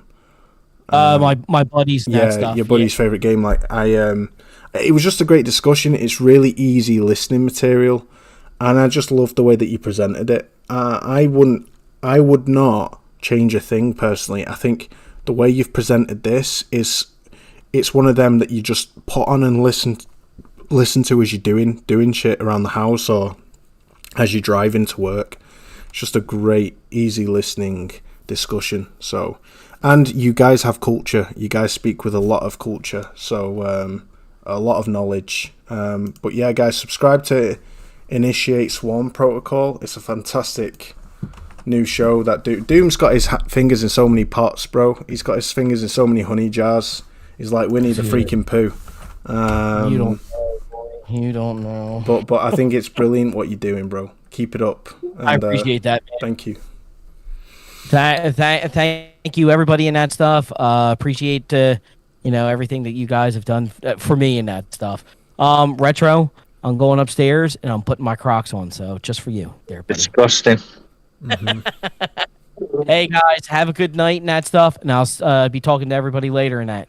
Peace Bye, out, brother. Take care. Peace out. Have a good one, guys. Take care, bro. Out with one legend and in with another, we have Social Destruct who's joined us. What's good, brother? Hey, what's up, Bully? What's up, Retro? Great that you're here. What's up, sir? Thanks for joining us. You keeping well? Yeah, man. Yeah, I'm good. Good. Yeah, I was just having problems with my mic. I had to switch it to a USB port. That was all. Oh, no worries. So we were just discussing, we'll move on soon to the next topic because we've got a bit more to cover, but mostly we were just discussing PSVR2, currently the new performance video that was displayed as to it's basically, I've lost it now. Was it the tracking? The motion, the tracking of the finger tracking was incredible. It was fantastic. Have you seen it? Yeah. What surprised me is how much it tracks. Like I didn't know it was going to track. I didn't know it was going to track all your fingers. I thought it was only going to be like a couple. I thought it was one. Yeah, I thought it was one for Griffin. I didn't know it controlled your hand movement like everything. Yeah. Like I know. So that brings into a whole new gameplay mechanic to where you can pick up objects. You know, if you want to, I don't know, like reload a gun, you can pull the chamber out, put it back into the gun. You know, it brings a whole new gameplay mechanic to VR. Bro, Retro made a great point. He was tapping the side of the boat to feel the haptics, the resistance of his hands hitting the wood of the boat. The water too. And the Look, water. He's reaching down and feeling the water. How amazing is that? Hey. Yeah, it's a premium headset, man. Yeah. I can't wait. I pre-ordered the bundle with Look, Verizon. He starts tapping the boat because he can feel it. Man, I'm so jealous. I'm so jealous of everyone who gets their hands on this day one. It's going to be amazing. Hey, people, what's your take on people like journalists losing their shit over the fact that it actually costs money? I mean, the price is fantastic. I think for what you're getting compared to other headsets that are of similar spec, they're like £1,200 to £1,800. It's that article was clickbait. That's all that was. That's what I said. It was a hit piece, man. If you got to take into what about the PC that you buy to go along with that premium headset for PC? You're talking a couple grand. 3,000, 500, 1,000 for VR2 and a PS5. I mean, I'd rather pay that on a premium headset than paying $2-3 grand for a PC that can run a high end premium VR headset. I get the. They're not cheap either. I've got the sneaking suspicion that Sony are going to be creating gloves as well, VR gloves with full haptic fingertips and palm functionality. I see it happening, but I also, because they're literally leading the industry in terms of haptic technology and innovation. And I think, imagine like using new mechanics, like you reach into your backpack behind you and you can feel the items through the haptics, which to grab. And like, there's so many things you can do. And with the foveated rendering, they're already implementing a new mechanic, the blink mechanic, with the foveated rendering of the headset. So there's a game where enemies move closer to you every time you blink, like the Doctor Who episode with the Weeping Angels. That looks amazing, bro. It looks terrifying. But like, there's so much innovation that can be had. And I also showed this sexy new game, if you can see on the screen, this kayak game that the visuals, man, they look easily as beautiful as as Call of the Mountain. Like, the visuals are just nuts. I can't get over that this is like all in game, you know. The thing is, PlayStation could have easily done VR 1.5. They could have, but they decided to do a premium headset instead. Like go fully into the technology and try to move the medium forward by bringing a premium headset to a console for the first time. That's what a lot of people are not realizing. This is the first time we're getting an VR. It's not a beginning. It's not a beginner VR like Quest. It's a premium headset. You want premium features, and you're going to pay for a premium VR headset. So I don't understand why they're complaining about the price. I really don't understand it. Sami Odyssey says that they should have a PSVR2 version of that RoboCop game that's coming out. Could not agree more, brother. That would be amazing. I would so be down for that. Shout out to Harry Balzac. I know exactly what you're doing with that name. It's hilarious. Harry Balzac. Shout out to Harry Balzac in the chat. Welcome. Great that you're here. I agree with Sami Odyssey. He also says that it's a shame that Bethesda was bought in 2020 and they still haven't produced an exclusive yet for Xbox. Yeah, I mean, if the shoe was on the other foot, Sony would be hung, drawn and quartered by the media for their incompetence if they were anywhere close to as incompetent as Xbox it has been. And whilst you know, the media is dogging Sony for bringing out some of the best experiences in the last decade since 2020 on the PS5, bringing out incredible new visceral kind of peripherals like a premium VR headset and selling it at a fraction of the cost of contemporary peripherals of contemporary VR headsets of a similar spec, with high quality, ambitious titles specifically made for that headset, with all new haptic built into the headset and handsets of said headset, as well as continuing to dish out more games than they ever have done in the history of PlayStation. And for the media to dog on them, saying, like, whilst admitting that all of these amazing things have been happening because there's been an 8% increase in PS5 price, is just baffling to me. Let alone the fact that the PSVR headset actually costs money. Like, what the fuck do you expect? Do you expect free shit? The original VR cost $499. Yeah. So what? You're paying $50 more for a premium headset? It's doing more things that a lot of the premium headsets aren't doing. Mm-hmm. Smurf, give me two of them. So, send me one whilst you're at it. There's this article that was released saying analyst group, research group, Omdia, have released in their study info that presents their speculatory educated guesses on the sales of PSVR2 and what they will be. They predict 3.6 million headsets in 2 years. To put that into perspective, PSVR 1 was 3 million. So they expect barely a 15% increase in sales compared to the PSVR. I think that's a load of shit. I genuinely see PSVR 2 easily surpassing 6 or 7 million by the 2-year mark. But wasn't there a financial release done, and wasn't it 2 million headsets they'd have available for launch or something like that? Yeah, I think so. So how do them numbers even make sense?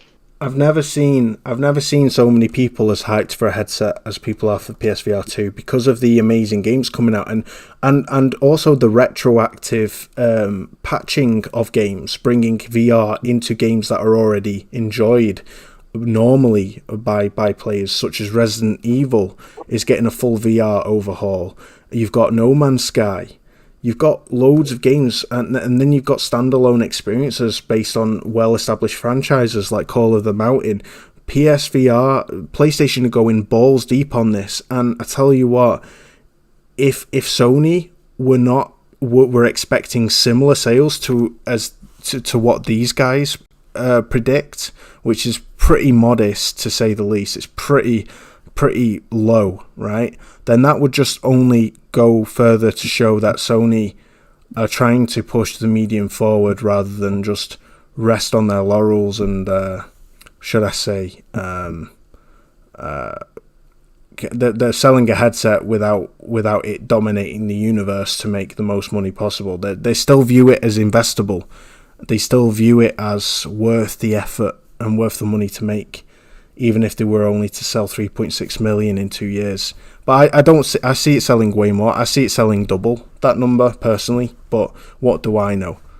But Sony has first party studios that are going to support the medium, the device. Yeah, facts. Where the other headsets, they have Steam, they have the Quest library, but it's all mostly shovelware or demos. It's not real. I mean, there's a couple good games, but for the most part, I mean, Sony there's Boneworks and Half-Life, and that's about it. That's about it. So now you have Sony studios that are going to support the device. Now, first-party studios. That's what differentiates Sony from the other headsets. Yeah, they'll have first-party support. Imagine Gran Turismo 7 in VR. Imagine our league playing the game online and VR all at the same time in VR. Mm-hmm. That would be mind-boggling if we all were playing that game in VR. No, I would agree. I mean, come on, man. Be amazing. And, even if, like, Ubisoft patch certain games like, I know, Ghost Recon with a VR mode, that would be insane. Imagine Ghost Recon Breakpoint with, like, VR. That would be great. Because I think that game's really underrated. I think it offers an amazing military sim experience. Josh makes a good point. Insomniac do have a VR team. Mm-hmm. Oh, flipping! They actually have a VR team. Resistance. I didn't know that. They do. Get a Resistance VR game out. Let's do it. Imagine remastering or remaking the Resistance games with VR. Holy shit! Oh, bro, I'm losing my shit right now. Just imagining that would be crazy. Did you see the No Man's Sky? Yeah, the No Man's Sky VR, that looks impressive too, man. No Man's Sky looks amazing. So yeah, Sky VR. I'll just quickly type that in to show everyone a quick trailer of that. Resident Evil, Village. To play that in VR, shit, man. I'm hyped, man. I really am. I'm really hyped. They already released a VR No Man's Sky, but it's nowhere near as good as VR2's No Man's Sky. That it's like the next gen version. It's just, here we go, announcement trailer. No Man's Sky VR2 looks amazing. So guys, I wanted to kind of touch now. If has everybody got anything else to say about VR before we move on? By the way, no, man. Just I'm excited for it, and it's a day one buy. Yeah, same here. If I could, I would. I'm gonna hold off a little bit, just with the little one, and just save my pennies a little bit, and then I'm gonna get one as soon as I know I can. As soon as I know I can. That's what I'm gonna do. Yeah, I'm being good. Yeah, I'm being good, and I'll trade in my Oculus that Social Destruct actually extremely generously gifted me as a wedding gift. Thanks so much again, brother, for that. I'll be trading that in for a PSVR2, so because I want to play this bad boy right here. This looks amazing. So guys, take care, Dawn. By the way, thank you for watching, Ice Queen. I hope you sleep well, and I really hope you feel better soon with the stomach pains. I'm sorry to hear that. And welcome to Marco. He's new here. This is his first time listening. Marco, welcome, brother. Thank you for watching. We hope you enjoy the show. Let's move on to the next topic. It's about indies, guys. And there's two things we've touched on already. How PlayStation is supporting the industry with indie developers. We used Callisto Protocol as an example, how they've provided their entire motion capture studio to Striking Distance Studios for nothing, it seems, because they'll be profiting off the idle profit that comes from sales on PlayStation, but also supported them in cutscene development as well. Like, PlayStation really reach out and make a beeline for developers, man. They're not trying to acquire the industry, they're trying to support and capitalize on the industry that exists. They're not trying to change the market, they adapt to the market. And that's what I appreciate so much about them. But what I did want to touch on is this other thing. So, you know the China Hero project, right? We all know the China Hero project, right?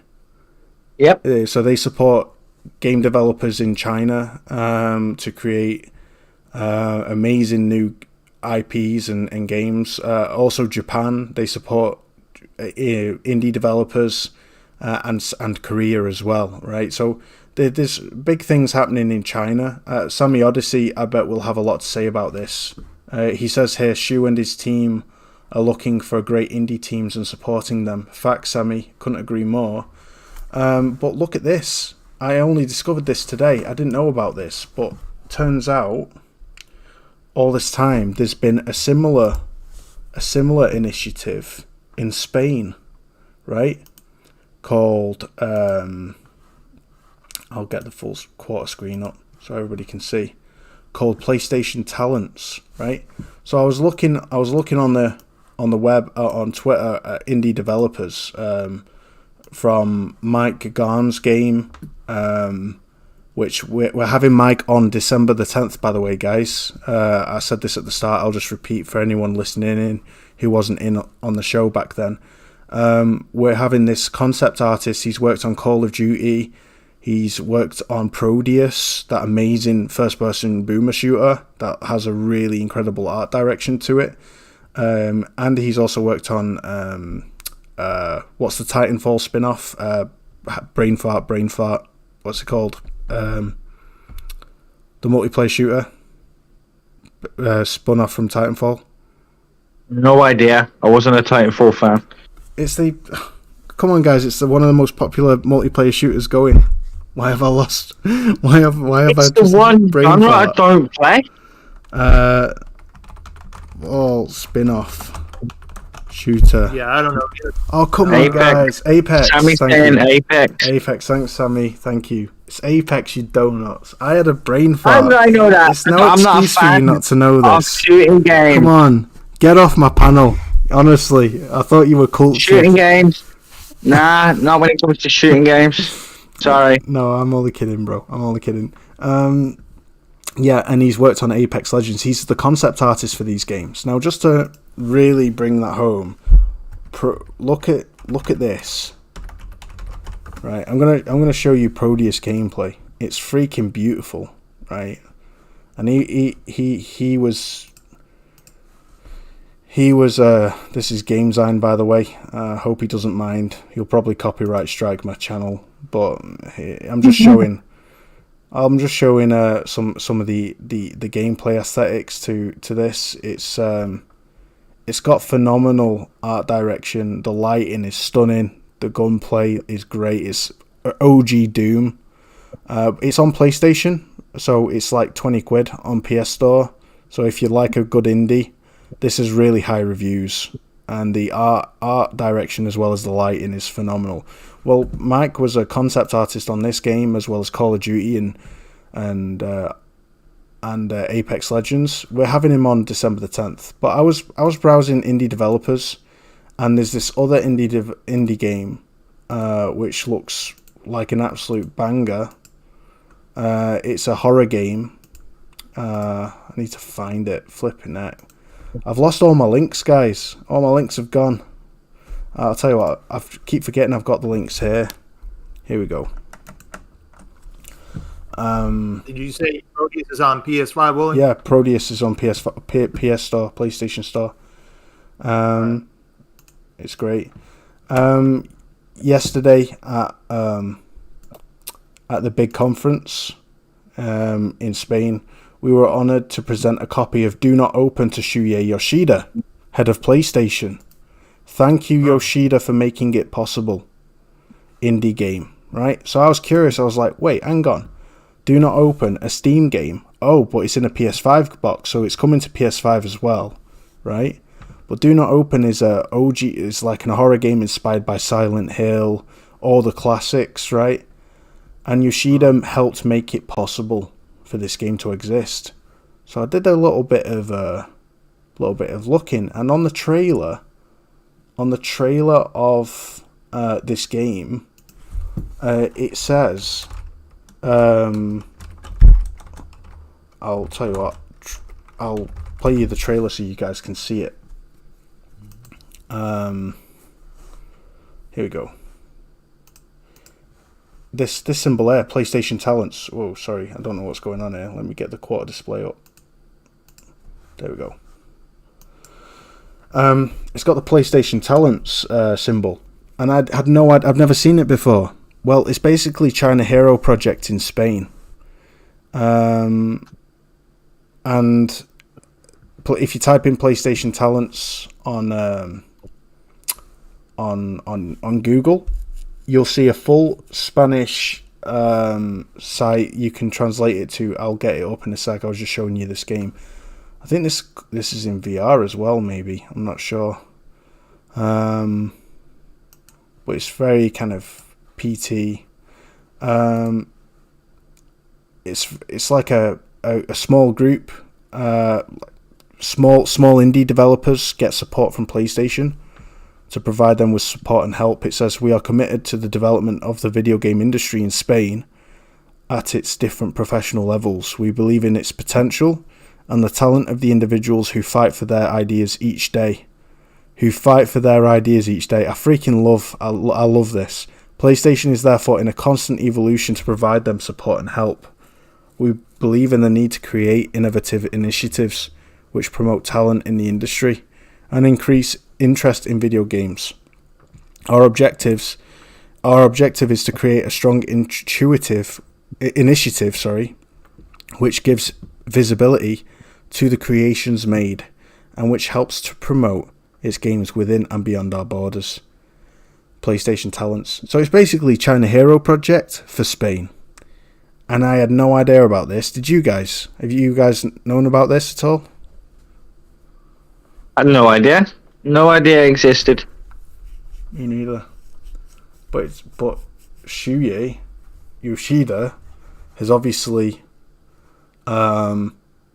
he's been working hard behind the scenes, and a lot of his work goes unnoticed.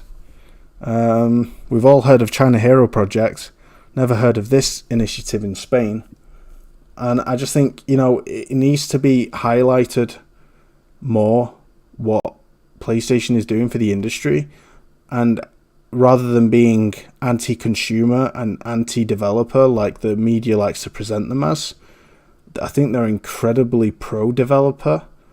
They're encouraging new ideas, and they're facilitating those ideas in supporting these studios instead of just trying to buy them all, which is what I love. So, but it's not all sunshine and rainbows, guys, because I do feel like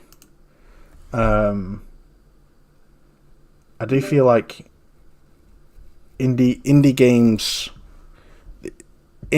are pushing the medium in terms of innovation that the AAA space isn't. And although there are exceptions to the rule, there are really innovative, pushing the boundary forward games, like The Last of Us 2, for example, which I think was, from a technical perspective, pushing the medium forward in terms of accessibility as well. I do miss the old days where I feel like yesteryear's AAAs are today's indies. Does that make sense? Or am I just chatting shit? No, it makes sense. Back when we were growing up with the PlayStation and stuff like that, developers took slightly more risks, man. but they were able to. They were able to afford to because the games just weren't as expensive to make. You know what I mean? So they could afford the odd flop or two as long as they had a few hits. But obviously, as the costs rise and stuff like that, they have to make more guaranteed hits. They have to know that it's going to sell to actually invest in the first place.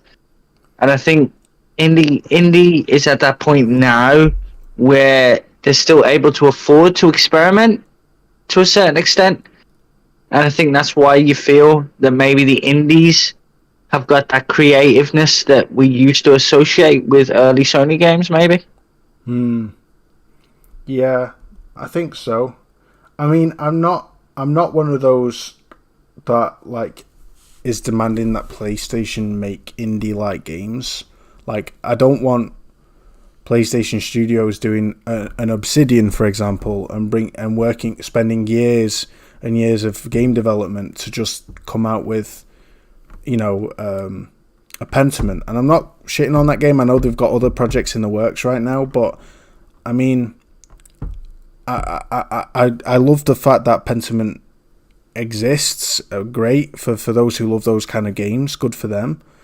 But I like the fact that I like first-party studios to be funded to work on ambitious titles, not specifically made for a subscription service, which, unfortunately, Obsidian said themselves, Pentiment is specifically made for a subscription service. It's thanks to Game Pass that the game exists. I mean, go figure. The moment that you were acquired by Microsoft, you had sold yourself to a subscription service because that is Microsoft's business model. So it's kind of a given that the game is being made for. It was made for a subscription service. But my point is this: I love the fact that indie games are. I feel that indie games have all the ideas but not enough funding and not enough support. And what PlayStation is doing, I think it needs to be even more invested in by PlayStation with the China Hero project, with the PlayStation Talents project, which Sami Odyssey says that PlayStation Talents is the XDev in Spain. It's basically XDev expansion in Spain. He also says after Lost Soul Aside was revealed and Sony reached out to the director and got China Hero Project and helped him and got a team on LSA. I'm just reading it abbreviated. So basically, China Hero Project was a direct result of attempts to support Lost Soul Aside creator. I think that's what he's saying, which is amazing. It grew into that. But yeah, as Sami Odyssey said, with XDev Spain or PlayStation Talents, what they're doing is they're spotting independent studios games and they're trying to facilitate their vision and materialize their goals. I want them to do it more and more and more because I miss Warhawk. I miss the OG God of War games. I miss that style of game. I miss what AAAs used to be compared to what they are today. I love God of War Ragnarok, don't get me wrong, but I'm playing God of War Ragnarok more for the story than I am the actual gameplay. And I do kind of miss games that I play for the gameplay. Do you know what I mean? It doesn't mean the gameplay is bad. The gameplay is amazing. I don't want to spoil anything, but I'm using new weapons in God of War Ragnarok. I won't say what. And it feels so good. The production values are next level. It's amazing, but I still miss kind of the old school. It's like new music today, sometimes you just want to listen to the old school and everything's kind of either, if you don't stream it or even if you do stream it on PS Premium, you stream these old games, they don't really hold up very well, especially because they're not they're not like Xbox's backwards compatibility, which is it's the best thing about Xbox for me, is like that backwards compatibility enhancement tech that they've got going on.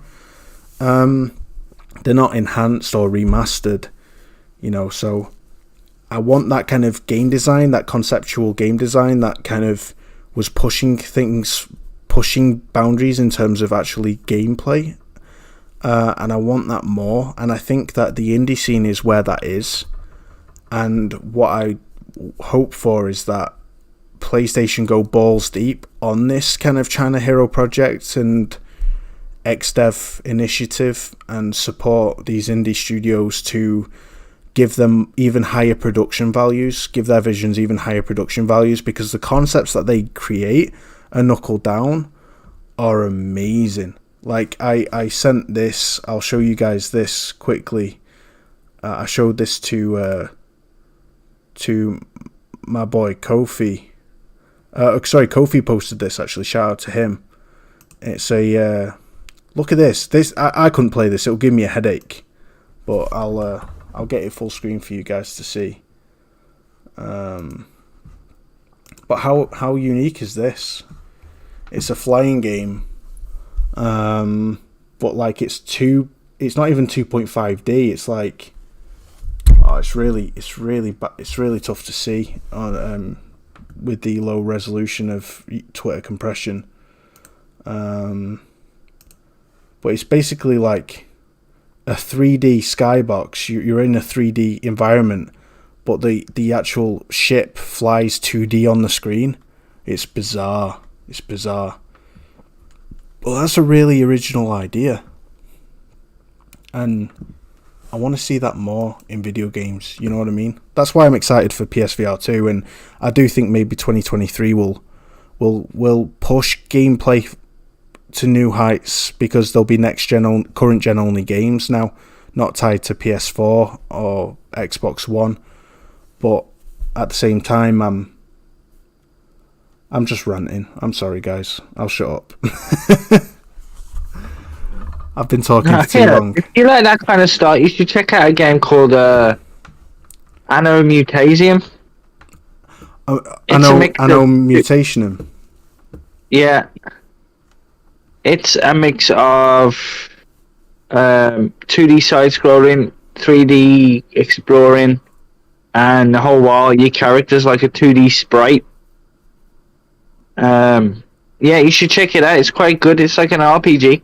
Yeah, I will do that, actually. I've been told by Sami to look up AI Limit, which I'll do right now.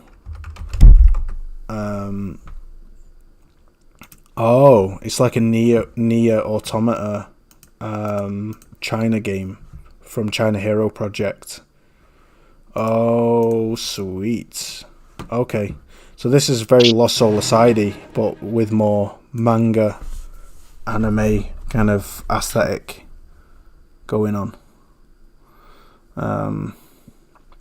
Yeah, I mean, this is what I mean. Like, it's very good. I know Buck Roger. Shout out to him in the chat. He'll have a lot to say about this, because he's kind of drifted away from the AAA space and is far more invested in indie games now. And David Faulkner, he's quite similar, Like, he buys AAA games later on a deep sale, and he tends to focus most of his attention and passion and time whenever he does game in indie games. And I always kind of wondered why, but I do think as I've grown older, I've kind of begun to appreciate more. Think something's been lost, I think, in the, like Ubisoft, for example. Folky brought up a great point. He mentioned Ubisoft are going back to their roots with Assassin's Creed Mirage, trying to recapture the magic of the original Assassin's Creed game. Why is that? Is it not because they've completely lost vision of what is actually important with, like, Assassin's Creed Valhalla?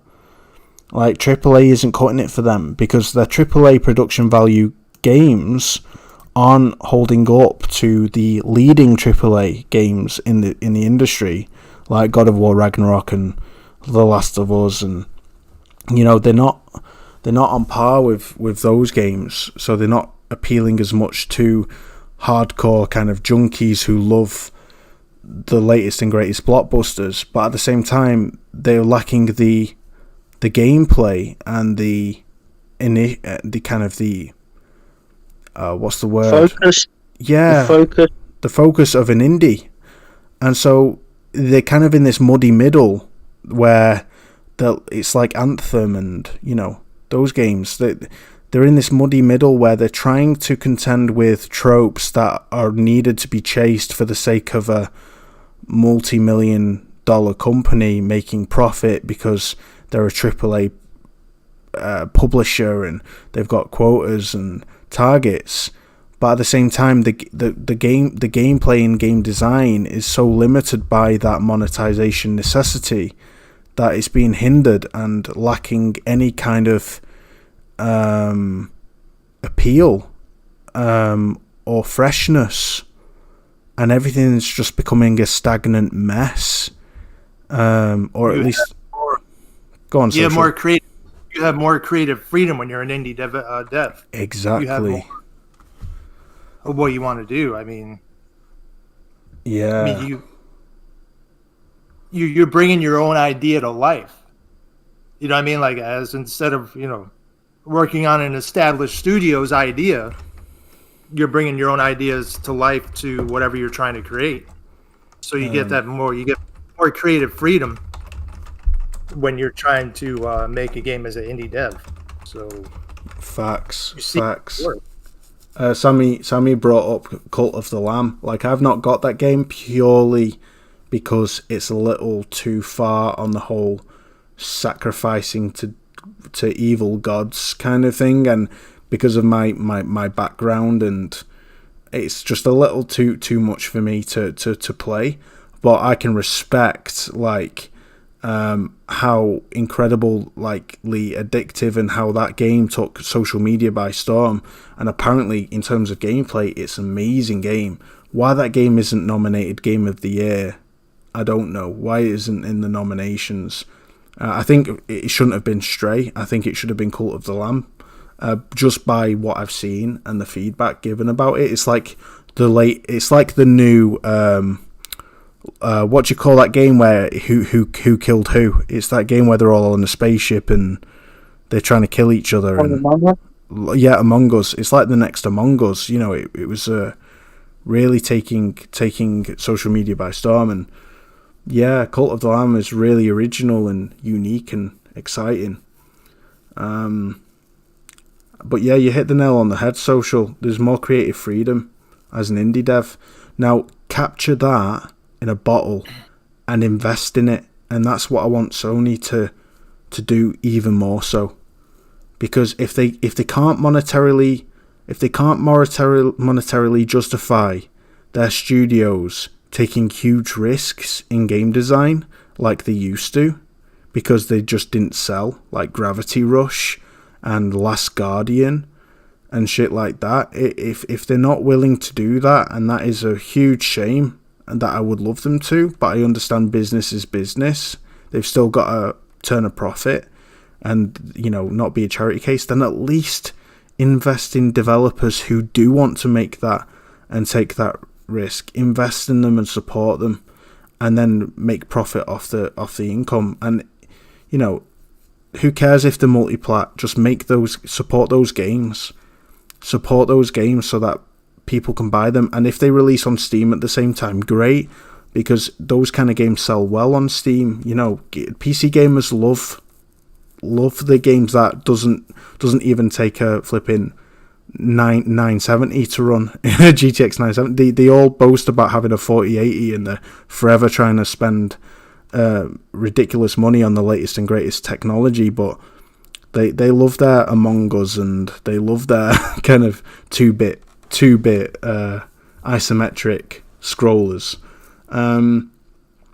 So let them make those amazing games, because I do think that indie developers have all the creative freedom and all the creative talent. They just need more support. And yeah, I don't think Sony minds the risk. I think they just want to innovate. They're all about innovation. If they can see an indie studio and they see the game that they're making, if it's something that innovates the medium going forward, then they'll take the risk. Yeah, I agree, and I think that's become more apparent this last few years with the China Hero project and with things like that. And it's ever since Jim Ryan in 2017 or 18, it was said he I think 2018 or was it 2018 or 19? I think it was late 2018. He basically told Shuya he wants to recapture the focus and attention that Sony used to have towards indie developers, and he wants to double down on supporting indie developers, which is why Shuya got the position he did. And I think, that's reassuring. I just hope it continues, but grows even more so, because this shit is the future, fam. Today's indies are tomorrow's AAAs, and today's AAAs need to change. They're being pushed into a corner that there's a reason why Ubisoft are making Assassin's Creed Mirage. There's a reason why EA have invested in small projects, ambitious projects of creative talent like It Takes Two and a Dead Space remake. They're bringing that back because their current AAA model just isn't cutting it, because it's creatively dead. It's creatively dead, the way that AAAs have been going, and how everyone's kind of like, we need to make it a gas, we need to have microtransactions, we need to have an addictive loop, and Call of Duty is ruined because of freaking skill-based matchmaking has been completely butchered to the point where, because they don't want a person constantly dying all the time and having a tough time, they need that person to stay interested, so they manipulate the game to keep people playing. And everything's just been ruined by big corporate greed and necessity for making more money out of a product that should be about the gameplay, and it should be about the creative experience of and the creative vision of the developers, rather than how much money they can get from it. But I'm sorry this has turned into a ridiculous rant. It's not. It wasn't my intention. No, very, very well thought out points.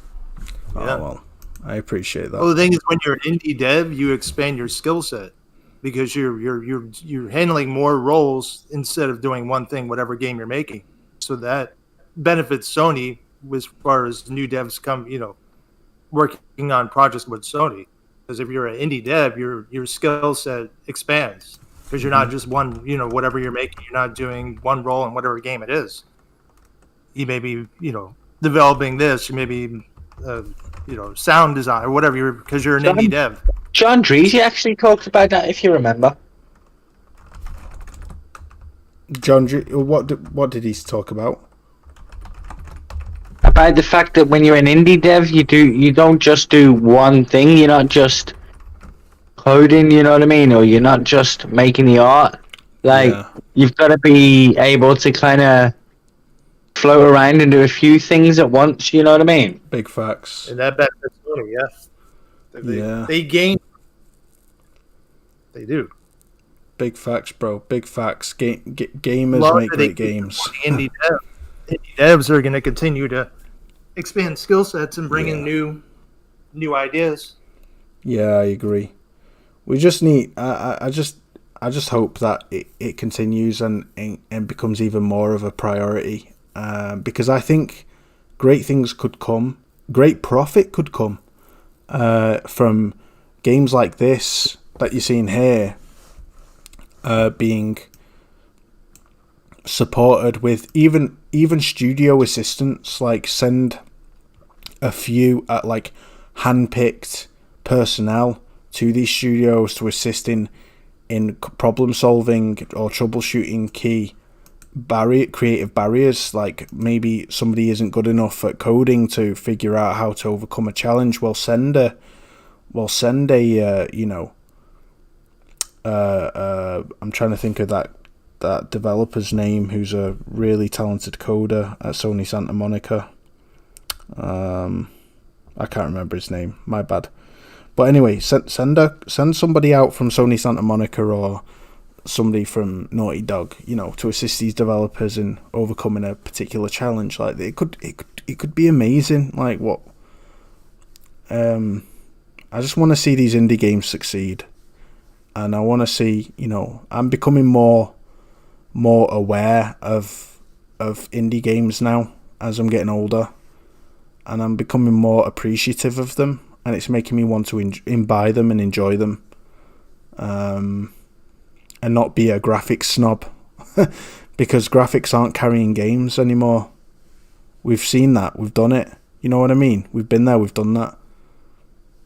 If it's not an incredible story, it's incredible gameplay, and that's why Elden Ring is the most unique and enjoyable open world video game we've had in a very, very, very, very, very long time. Horizon Forbidden West is incredible.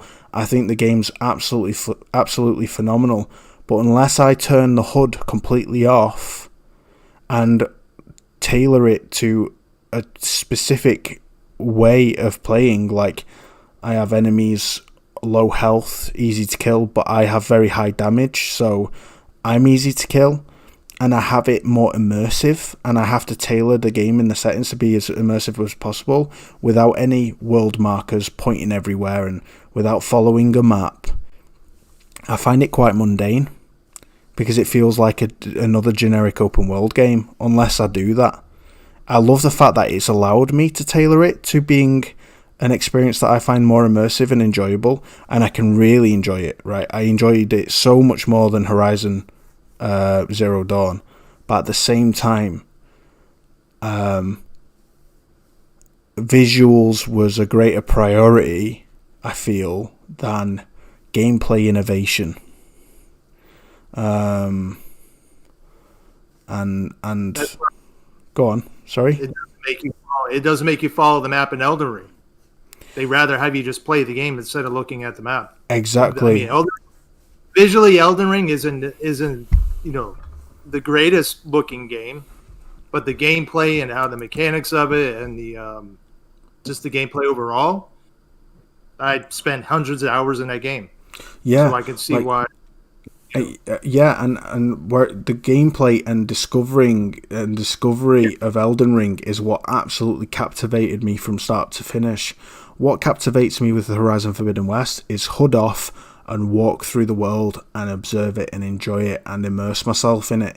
But it's a very different experience, and one is more unique than the other. One hasn't been done before, the other has. And I'm like, I can appreciate, I think Horizon Forbidden West absolutely deserves to be a Game of the Year contender. 100%. I think it got overshadowed by Elden Ring quite a lot, but at the same time it sold a shit ton still, and people are appreciating it more now than ever. I don't know what it is, but recently on Twitter, fam, after God of War Ragnarok's been out for 2 weeks, suddenly everyone's playing Horizon Forbidden West again and enjoying it and going, holy shit, I forgot how amazing this game is. It's like we don't appreciate a good thing until we look back. You know what I mean? There's no restrictions in Forbidden West. You don't feel restricted. You don't feel like you're being pushed down a linear path. That's why I like Forbidden West, because it's open. It's not corridor after corridor, and you have to go one path. It's not restrictive. Mm-hmm.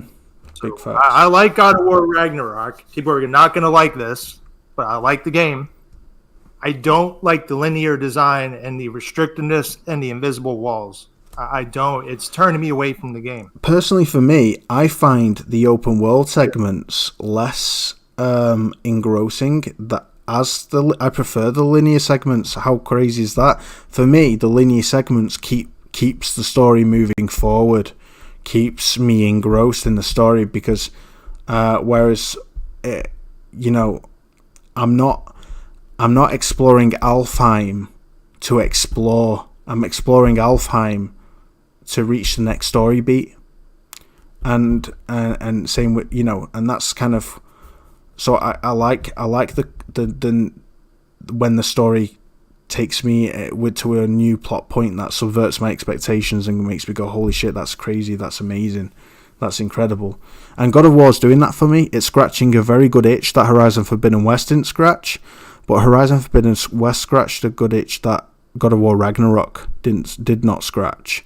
For me, Horizon Forbidden West's exploration of the open world and the visuals of it kind of take my breath away.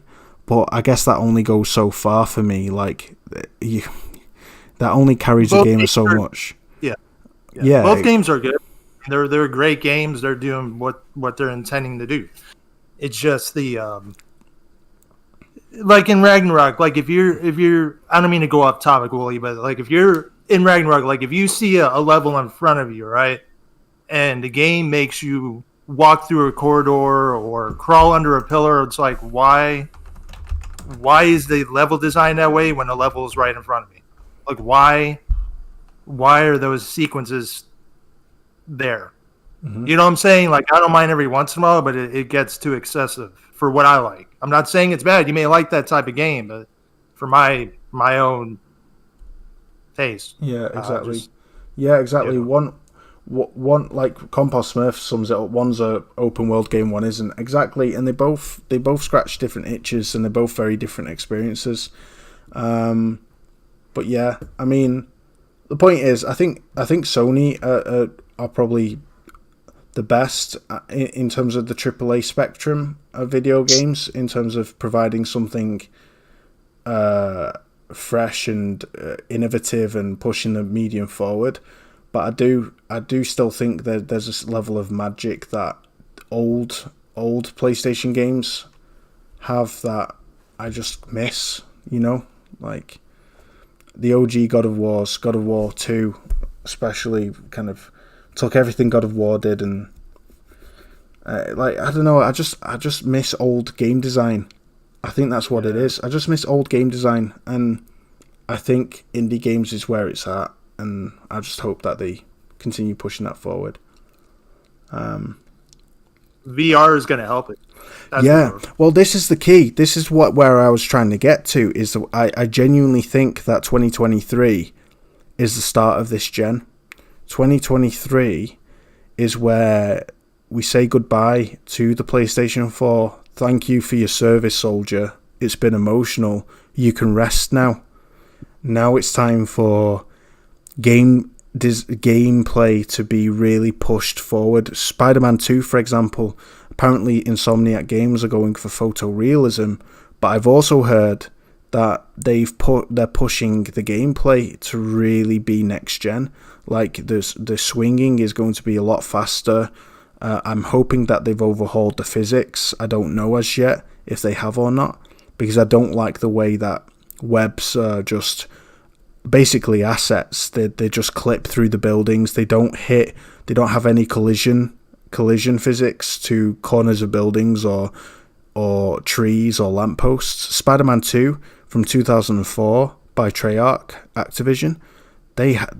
Those webs had full physics, full contact physics that aren't in Spider-Man 2018 or Miles Morales, and you could swing from a helicopter and hang upside down from a helicopter and be taken to the Statue of Liberty. There was an ambition there that isn't in Spider-Man 2018, because it's going for the visceral aesthetics over the kind of the innovation. And I do hope that Spider-Man 2023 will be different, But I'm a snob when it comes to Spider-Man from 2004. I'm an absolute snob. It's Miles and Parker both. Mm-hmm. That'd be cool. Yeah. It'd be. D-Wolf says, one of my major gripes with games is when swinging a sword, it will pass through the opponent while damaging them. I want proper collision physics to be implemented. Exactly, D-Wolf. Project Awakening, I think, has that. I was looking at Project Awakening's gameplay. You know, I've been wanting that game to release for 5-6 years now since the first trailer. And the sword looks like it really makes contact and really leaves a mark in the creatures that you attack. But yeah, I would love that to be a thing. Like, I hope Wolverine has that real contact destruction. And I really hope Wolverine has that. And I want games to do exactly what you just listed there, D-Wolf. I want them to innovate the gameplay experience more than they have been this last 10 years. Because, you know, it's time that we push away from how better can we get the graphics now. We've seen that, we've done that. We've seen Star Citizen, for crying out loud. You can literally fly to a real-sized planet and land on it in real time, and land on a huge mountain with volumetric clouds and 4K textures and ridiculous lighting and all that shit. And okay, what's next? What about the gameplay? What about the physics? And when the most innovative physics-based gameplay design innovation is a Nintendo Switch game in the last 10 years, since Spider-Man 2 from 2004 and Metal Gear Solid 3, Zelda Breath of the Wild is the only other game to have come out that's really kind of tried to be different when it comes to immersion, physics-based rendering, kind of interactability, experimentation in the world. And you know, when that's a Switch game, then you know there's a problem. So how does I'm gonna shut up chatting now, because I feel like I've been dominating the mic, and I also feel like I'm just rambling an incoherent babble, and I'm saying a lot, but not saying a lot. Bitch. Oh, man. Just like hearing yourself talk. I don't know how you guys feel, Retro, about it, you know. AI is where I want to see the big jump. Yeah, AI. What about you, Social? I want all of the game, all of it. AI, sound, graphics, gameplay, just innovation on everything. Yeah. One aspect of it to be innovative. I want the whole game, everything about it. Willie's point is that we've reached a good enough level in those other things. Oh yeah, You know what I mean? We get good graphics, we get amazing sound, we get great feedback from the controller. The visuals are awesome. You know what I mean? They look nice. We're getting good performance. Mm-hmm. So, yeah, it's like AI definitely needs work done, man. I mean, when you look at most enemies, they're still just all standing around in groups, one or two attacking you, and the rest are waiting. You know what I mean? And you see it all over still. Very few games seem to have smart enemies, so I'd really like to see some work done on that. Yeah, I agree. I think The Last of Us 2 tried to push those boundaries. Yes, that was definitely Gran Turismo as well with Sophie. Yeah, exactly. You know what I mean? So it's not like they're not working on those areas. It's just I'd like to see more. Oh, yeah, I couldn't agree more. So, I think Jan Watkins said, or Crimson Desert. Yeah, facts. Crimson Desert looks like the Dragon's Dogma sequel I've always wanted. It looks amazing. And yeah, I think we're all kind of in agreement there. Like, I was thinking, you know, I was watching Sindri in God of War Ragnarok mop a floor, and he was mopping a floor, and the puddle texture used just didn't look right. And I was looking at it like it was a piece of food on somebody's beard. Like, I was like, it just doesn't look right. And then I thought to myself, Wooly, get a fucking grip. What is wrong with you? When they've created a game with the scope and scale, an unprecedented level of scale, right? Like, the things that are going on in Ragnarok from a story beat perspective, and from like the amount of locations you go to, and the set piece moments, and the way it all ties together, it's so ambitious. And I'm criticizing a puddle. Like, where are my priorities as a gamer? And I think the focus of graphics being the be all and end all has become so prolific that it's very, very that when you actually take a step back and you look at like the infamous AP99 tweet, you know, about the boat animation, like, you realize how fickle gaming priority has become. Priority for gamers has become, because it's not about. It's like they don't know what they want. They don't like what they've got, but they're not asking for. They're asking for the wrong things. They're asking for more of the wrong thing. That's only making them more and more disillusioned with gaming. And it's not about the next God of War. I want a better mop physics. That's not what the fuck I want from a God of War sequel. You know, it's, you know, everything God of War Ragnarok is doing is amazing, and I couldn't give two shits about the mop. But it took a minute for me to realise that I was actually, what I was focusing on was Sindri's mop puddle. And I thought, Puddlegate is a real thing, guys. For fuck's, it's a legit thing. It is. It's ridiculous. Graphics aren't everything for me. It's like I said, AI play.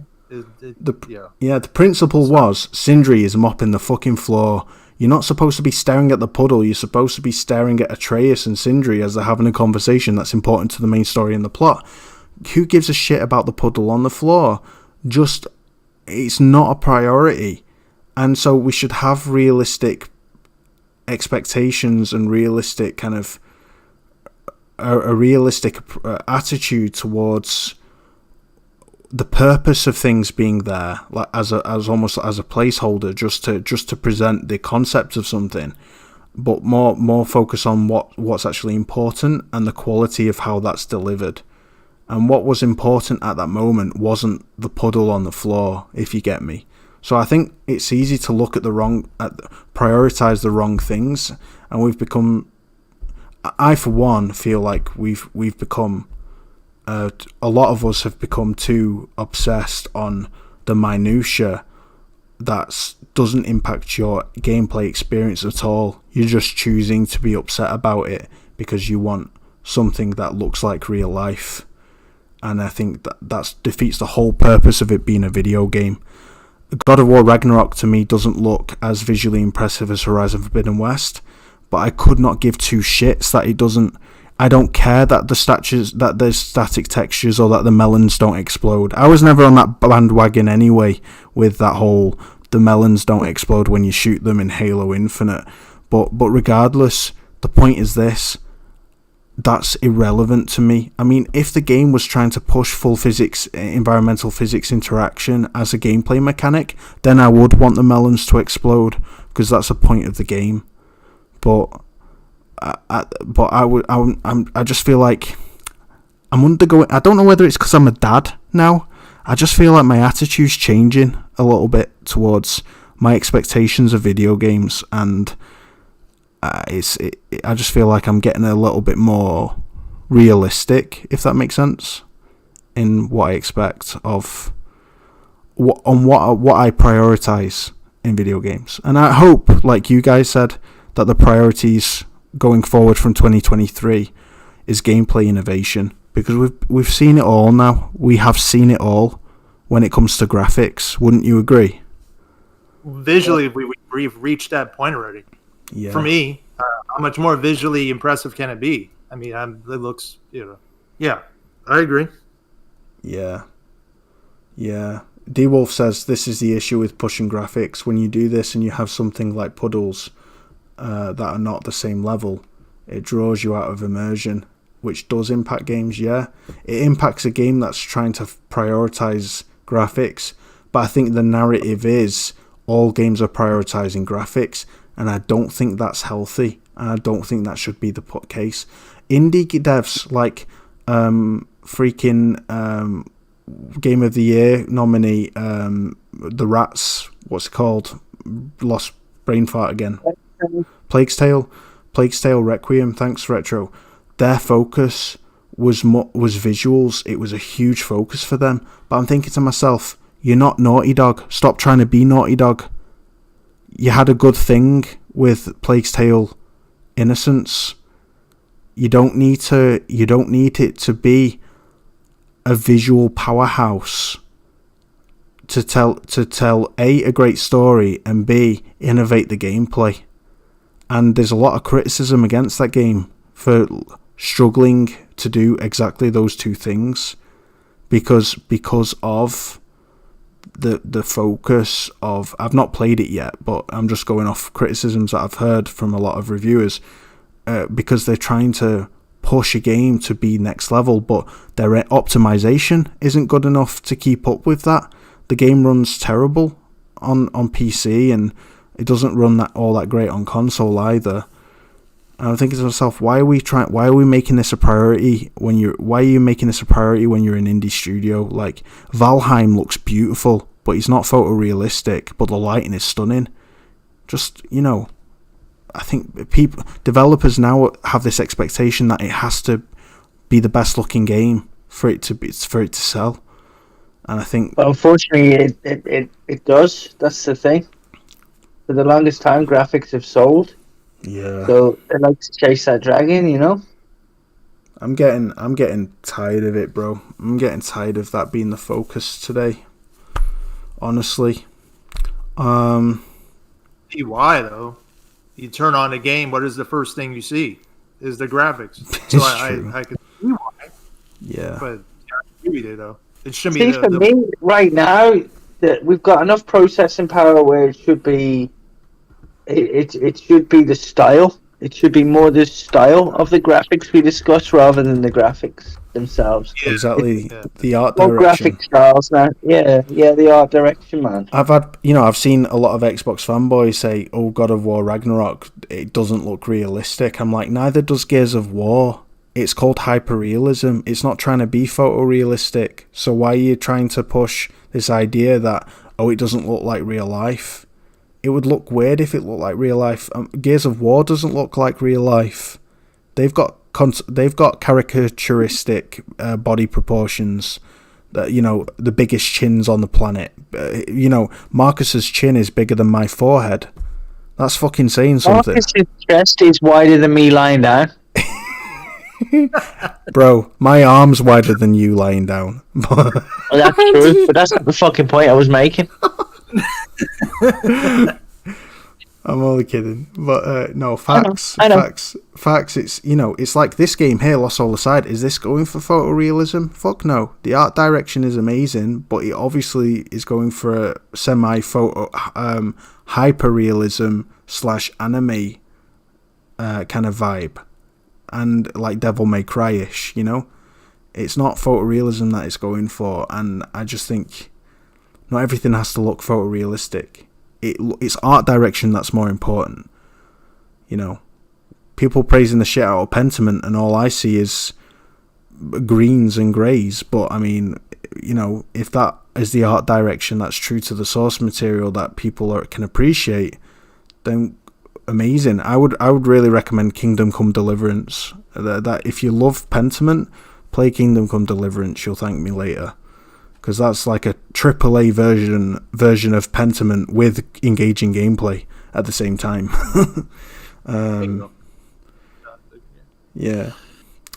Guys, I'm sorry about my long-ass rant. I hope I didn't take it too south. I was just kind of the musings of Woolly Gamer. I'm in that little pickle crisis moment that I think Buck Roger alluded to him being in, like, back in 2017, where I'm just kind of like, I'm not burnt out. I'm just hoping that priorities change in the AAA gaming space. And I think a lot can be taken from the indie dev community, and a lot can be taken on board. But the problem with that is these companies need to make money. So it's like, how do you juggle that between creative freedom, taking risks, and playing it safe and making a shitload of money? I think Sony are doing their best to find that balance. Well, they are. Look, they're funding their own AA studios, right? They're funding multiplayer IPs. They're funding indie devs and indie initiatives. They're expanding their own staff. They're making deals. They're investing in other companies. Mm-hmm. You know, so like they've clearly got a plan of attack here, and you can see it starting to take shape. And they are trying to cover all bases. They're literally trying to say, look, we're going to have something for absolutely everyone. You know what I mean? They're not trying to make a game for everyone. They're trying to make games for everyone, and that's what I appreciate. Yeah. Trying to innovate. That's what the partnerships are about. Everybody's concentrating on the purchases of studios and publishers, but they're not really looking at what Sony's doing, where they're going and investing in third-party companies like Square and Transcend or whoever it was they done. You know, like, they're making partnerships. They're not investing in these places for no reason. Put it that way. D-Wolf hits probably the best point that I've been trying to say for the last half an hour, and I've just butchered it, and I think he sums it up perfectly, because go figure, D-Wolf is a psychologist, guys. He's a very, very clever man. Endorsed by David Faulkner as well, I might add.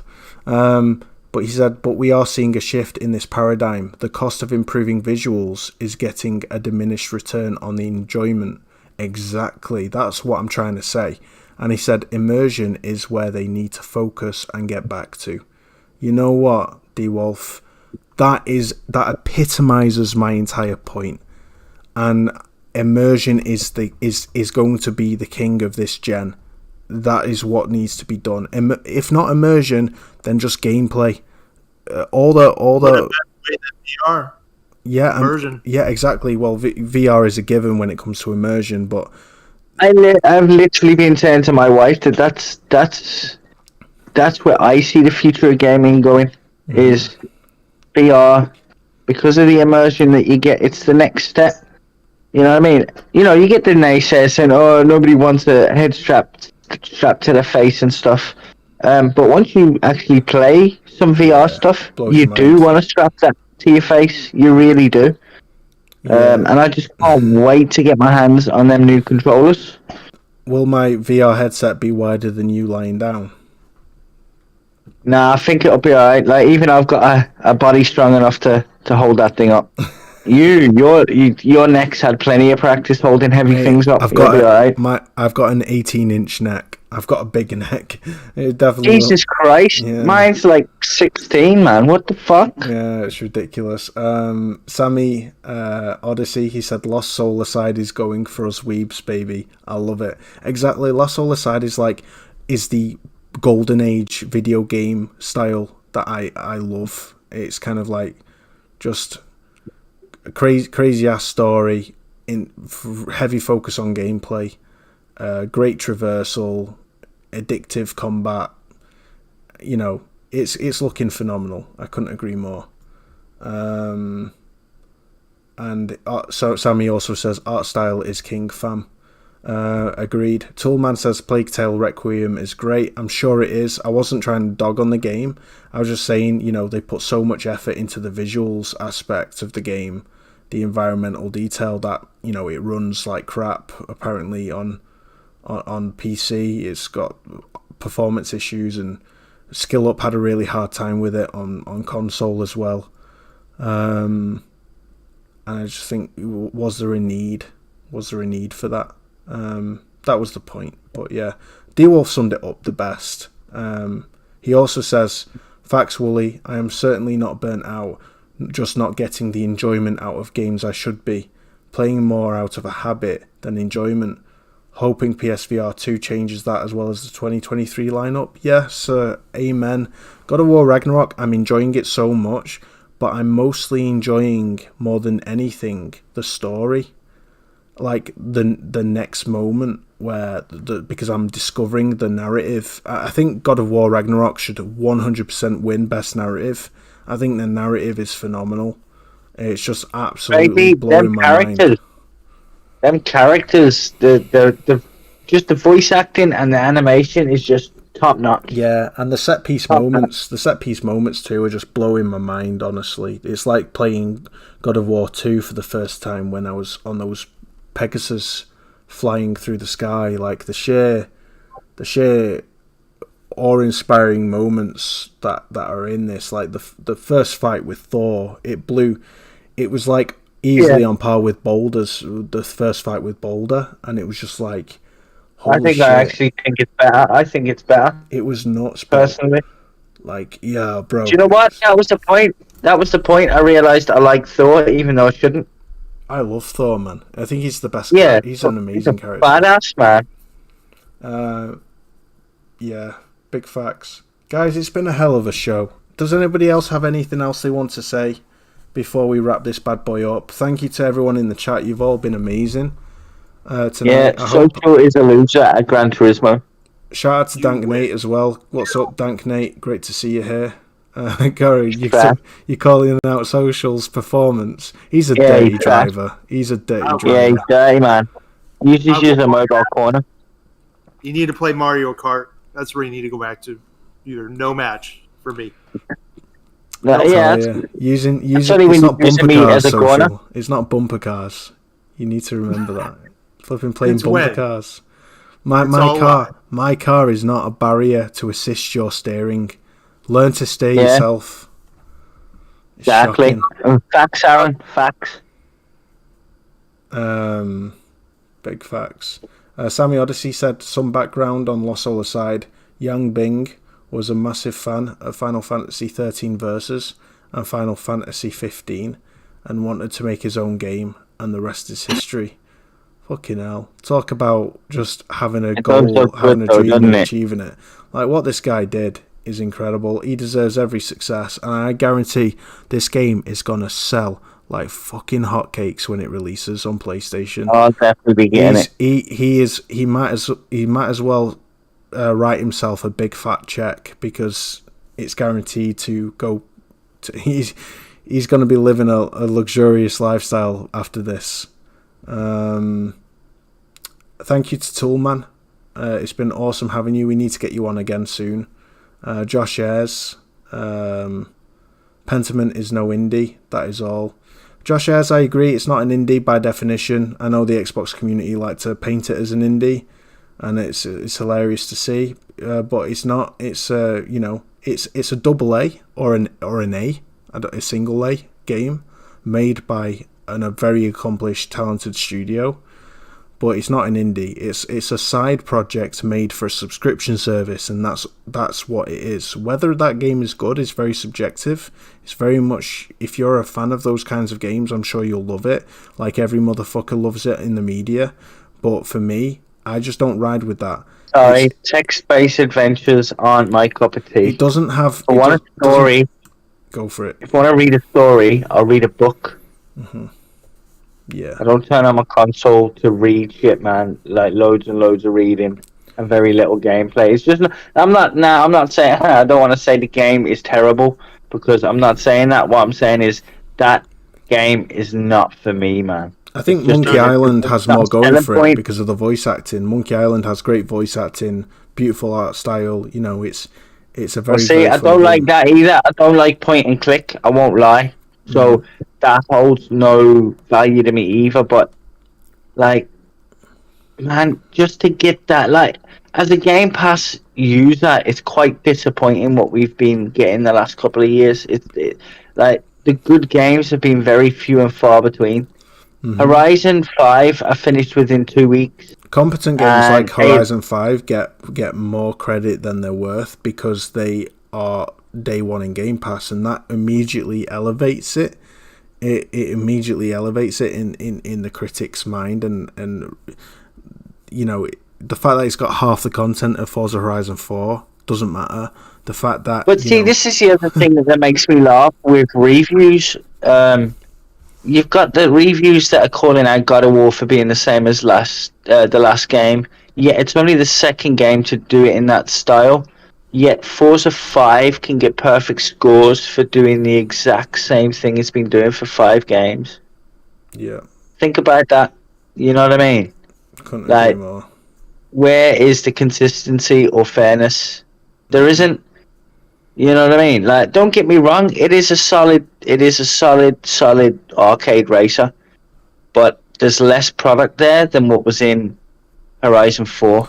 It took me way longer, like triple the time, to complete all the events and stuff in Forza 4 that it did in Forza 5. Like, other than the DLC, I've done everything in the game, and I'm not going to go and buy DLC for a game I don't own. I'm not an idiot. Mm-hmm. I'll never understand And that. Halo, I lasted 6 hours, bro. It was literally more Ubisoft open world than any Ubisoft game recently. Mm-hmm. Yep. Everything was the same. It was boring. Like, yeah, it just wasn't it. They get participation awards, bro, because Game Pass makes shit great. But if you look at it, like, for me personally, Game Pass has provided me with one game that I genuinely really would have looked forward to. You know what I mean? Like my point of Game Pass was that I got Microsoft games, not loads of like smaller games and stuff that I'm not into. You know what I mean? But they seem to get a lot of this low quality or really niche kind of games. Or games that would have cost you £12, you know. Yeah, it's no different to it's PS a good Plus in that service. regard. Like if all it's giving me is small games, it's to me they're both pretty similar. The services, I mean, they both basically give me a load of games for a cheap price every month. You know what I mean? But when the day one launches are not that compelling, and it's more. No, Josh, it didn't. That's my point. That is my point. Is I got my main reason for Game Pass was always Microsoft first party, because when they were releasing games and when I was more of an Xbox player, I bought those games. You know what I mean? I did support them. So no, for me it hasn't been worth the money. But then my son also uses it. So in that regard, I do get my money's worth, because my son would play the likes of what's it called? What's that game he's playing? Zach. Grounded, yeah. So he plays that, and I couldn't remember the name of that bloody game. Grounded, and some of the more kind of, you know, like the survival games and stuff where you have to go and get loads of loot and then craft stuff and survive, you know, all that kind of stuff. So he kind of plays all of that. So basically it's him that I get my worth through at the minute, because Microsoft just hasn't been providing. Mm-hmm. Yeah. As long as somebody's getting enjoyment out of it, that's all that counts for your situation. Like, I'd have Game Pass if if my daughter's 6-7 years old and she really wants a big roster of games, then, you know, I've got PS Plus and I'd probably get Game Pass. I'd get her a Series S or, you know, a Series X or whatever, and we'd play Game Pass games together, you know, whatever. But it's not for me. When the day one releases are not compelling enough to warrant the purchase of a console, and have not been compelling enough for 3-4 years now, or not frequent enough. Like, they need to be frequent and compelling, because PlayStation are releasing frequent, compelling games. They're releasing compelling games frequently, and I don't give two shits whether it's in a service or not. They're compelling and they're frequent, and that's what matters. Frequent, compelling content. And if the games are not in Game Pass, Smurf, they bought that Publisher of the Year award. Yeah. Just saying. Facts. And, you know, when the day one releases on Game Pass are not frequent or compelling, then what's really the difference between it and PS Plus, except less games for the same price? But they're not day one on PS Plus. Well, they are occasionally. So what's really the difference here? Exactly. Josh, I'm turning it around. I've got my son a PS5 for Christmas, so we're getting Starfield next year. Well, yeah, I'll be getting Starfield if it's decent. I'll be getting Starfield day one on my PC. I won't be renting it. I was looking forward to that right up until they showed the gameplay, and then when I seen When I seen bullets shooting from above his head Yeah. and shit, it's just King like King Thrash released a devastating video on that. It just destroyed it. It was shocking. Go on, sorry, Social. Smurf's funny, man. He's always got me laughing. Nah, just Smurf's reply, man. He's always got me laughing, man. Yeah, he's funny. He likes to troll. That's why he's a No, mod, no, 'cause I no, like him. no. I'm well aware. He's funny, man. He is. Yeah, I mean, if Starfield drastically improves over its piss poor gameplay reveal, and it actually offers something genuinely in depth and fun, then I'll get it, and I'll get it day one on Steam for probably 50-60 quid. It's not justifying me to spend 120 quid on the subscription service for a year, for each year for 2.5-3 years waiting for it. You know, it's just one of them. Anyway, I don't want this to get into a huge Game Pass rant, but it's not been what Microsoft had promised. Definitely not. Definitely not. And when something's too good to be true, it's because it is. It is too good to be true. And this premise... I was a big support, man. I jumped onto them straight away. I was an xCloud beta tester and everything, man. I was buying what they were selling, man. Genuinely. Mm-hmm. And they've let me down, man. They have, at the minute, I haven't seen any improvement, man. The biggest area that I think they have potentially to really double down on and make a unique gameplay loop, is the space piracy, capturing ships, stripping them, using the parts, selling the ships, selling the remains. You could have a bloody good in-depth space pirate game that's never been done before. I very much doubt that will be Starfield, but one can hope, one can dream. And there's the modding community to make great mods, but I mean, that's not a reason to buy a Series X for me. I'll just buy it on... It's not enough reason to get Game Pass for me. I'll just buy it when it releases eventually, one day, maybe. Probably not. I don't know. Yeah, I don't know. I'm iffy about it, but we'll see. We'll see. At worst, it's a Game Pass try, isn't it? You know what I mean? Exactly. It's still throwing out those $1 a month offers. Yeah.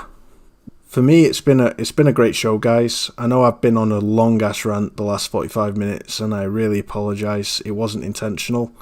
I just keep talking, hoping someone else interrupts or says something. I'm sorry, but I hope it kept you entertained at least and didn't, bore you.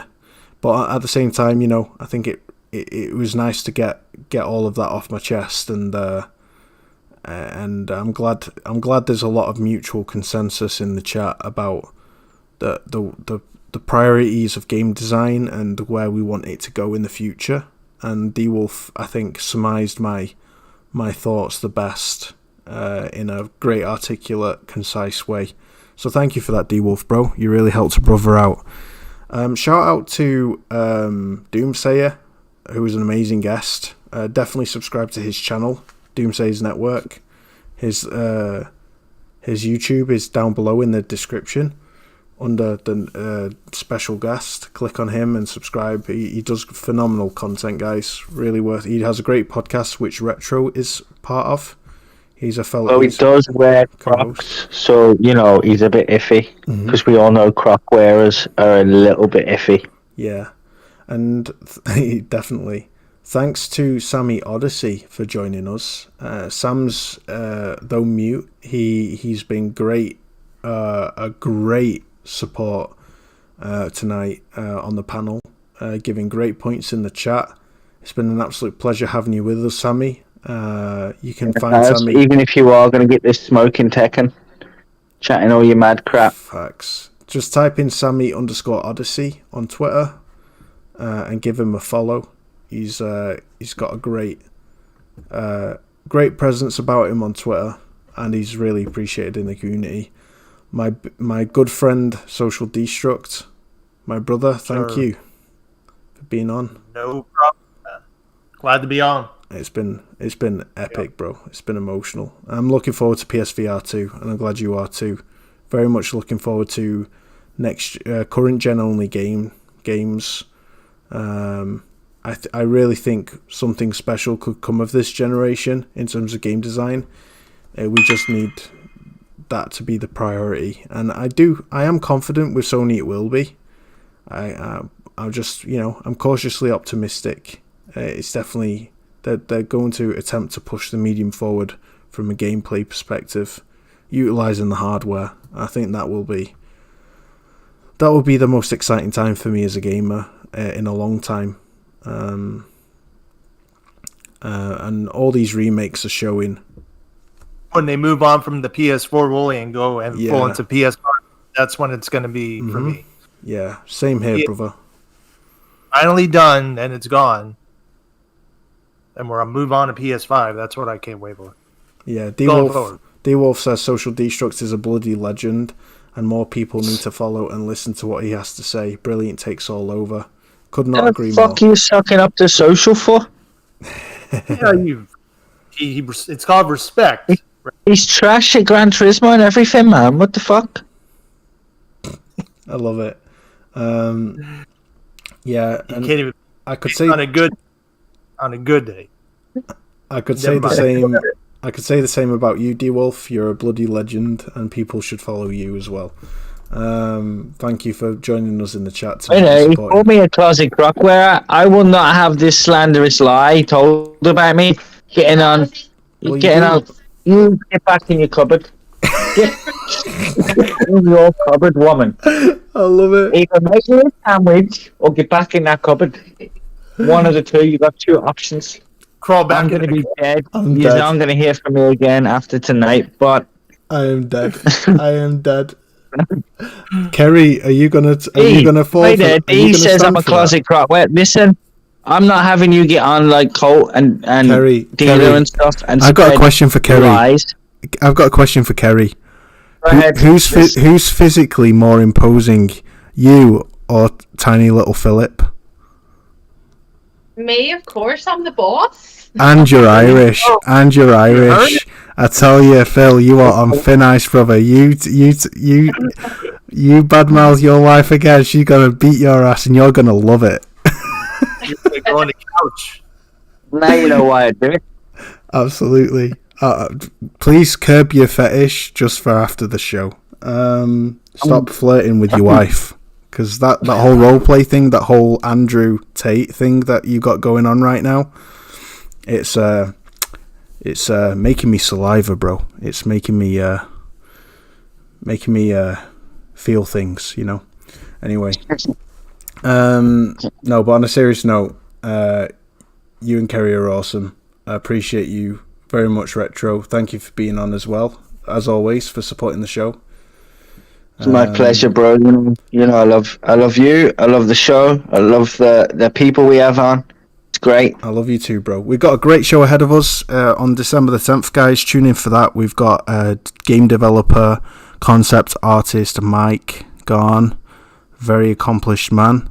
Worked on some incredibly high-profile games. Does great work. We'll love to pick his brains. You have any questions you want answered? Just send them to me or Wooly, and we'll get them. We'll get them into the list. So, guys, tonight hasn't really been gone according to plan when it's choosing someone to receive the UK code that Sami Odyssey very kindly has given for us to give to someone. So what I'm going to do is I'm going to put a tweet out. I'm going to put a post out for the code, and we'll give it away over social media as a thank you to everyone who's tuned in. It's a UK code. It's for Horizon Forbidden West. So I want all of you listening now to contact me or Retro if you live in the UK and you haven't got the game. Let me know. and I'll throw you into the pool of people who will have a shot at receiving the prize. It's Horizon Forbidden West on PS5. Thank you again to Sami Odyssey for the kind gesture. It's a UK code. Horizon Forbidden West. There is a way non-UK people could use the code. Set up a UK account. Yeah, set up a UK account, Facts. set it to the main, download the game off that account, just sign into your own account, and it'll work. Facts. That's a good point. I do it with an American account because I like the sales. The American gets some games on sales that we don't get, so I just do that. I buy it with my American account. Great suggestion. Definitely do that, guys. So anyone who doesn't have the game, let me know. If you want the game, let me know. Contact me on Twitter or on YouTube in the comments below of this video. Just comment and just say you haven't got the game, you'd like to be considered, or whatever. And we'll take it from there. But thank you again to my boy Sami for not only guesting tonight. It's been awesome having you on. We'd love to have you on again if you're willing to join us. You've been a fantastic contribution. We really appreciate you. And yeah, guys, set up a UK account if you live in America or wherever. Shout out to Donnell Brown. Thank you, brother. $5 donation. Super chat. Pokemon Game of the Year. I don't want to hear anything. I fucking love it. He's capping his ass off, but I love it. Thank you, brother, for that. I appreciate Don. It's great to see him here. He's a great fan of the show. Always supports. Shout out to Toolman, Compost Smurf, Dank Nate, Jan Watkins. Appreciate you. Donnell Brown. Thank you, brother. Appreciate you. D Wolf, Sami Odyssey, Retro, Marco, Palavidino, Marco Palavidino. There we go. Josh Ayres, Aaron, all of you guys. It's been awesome. Jan Watkins, Dank Nate. You're all legends. Appreciate all of you. Toolman, Jonathan Martinez. Thank you ever so much to everyone in the chat tonight. It's been lit. Hope you've enjoyed the show. Hope it's been a good one. And yeah, just catch us soon as we will be interviewing that concept artist Mike Garn on the 10th of December.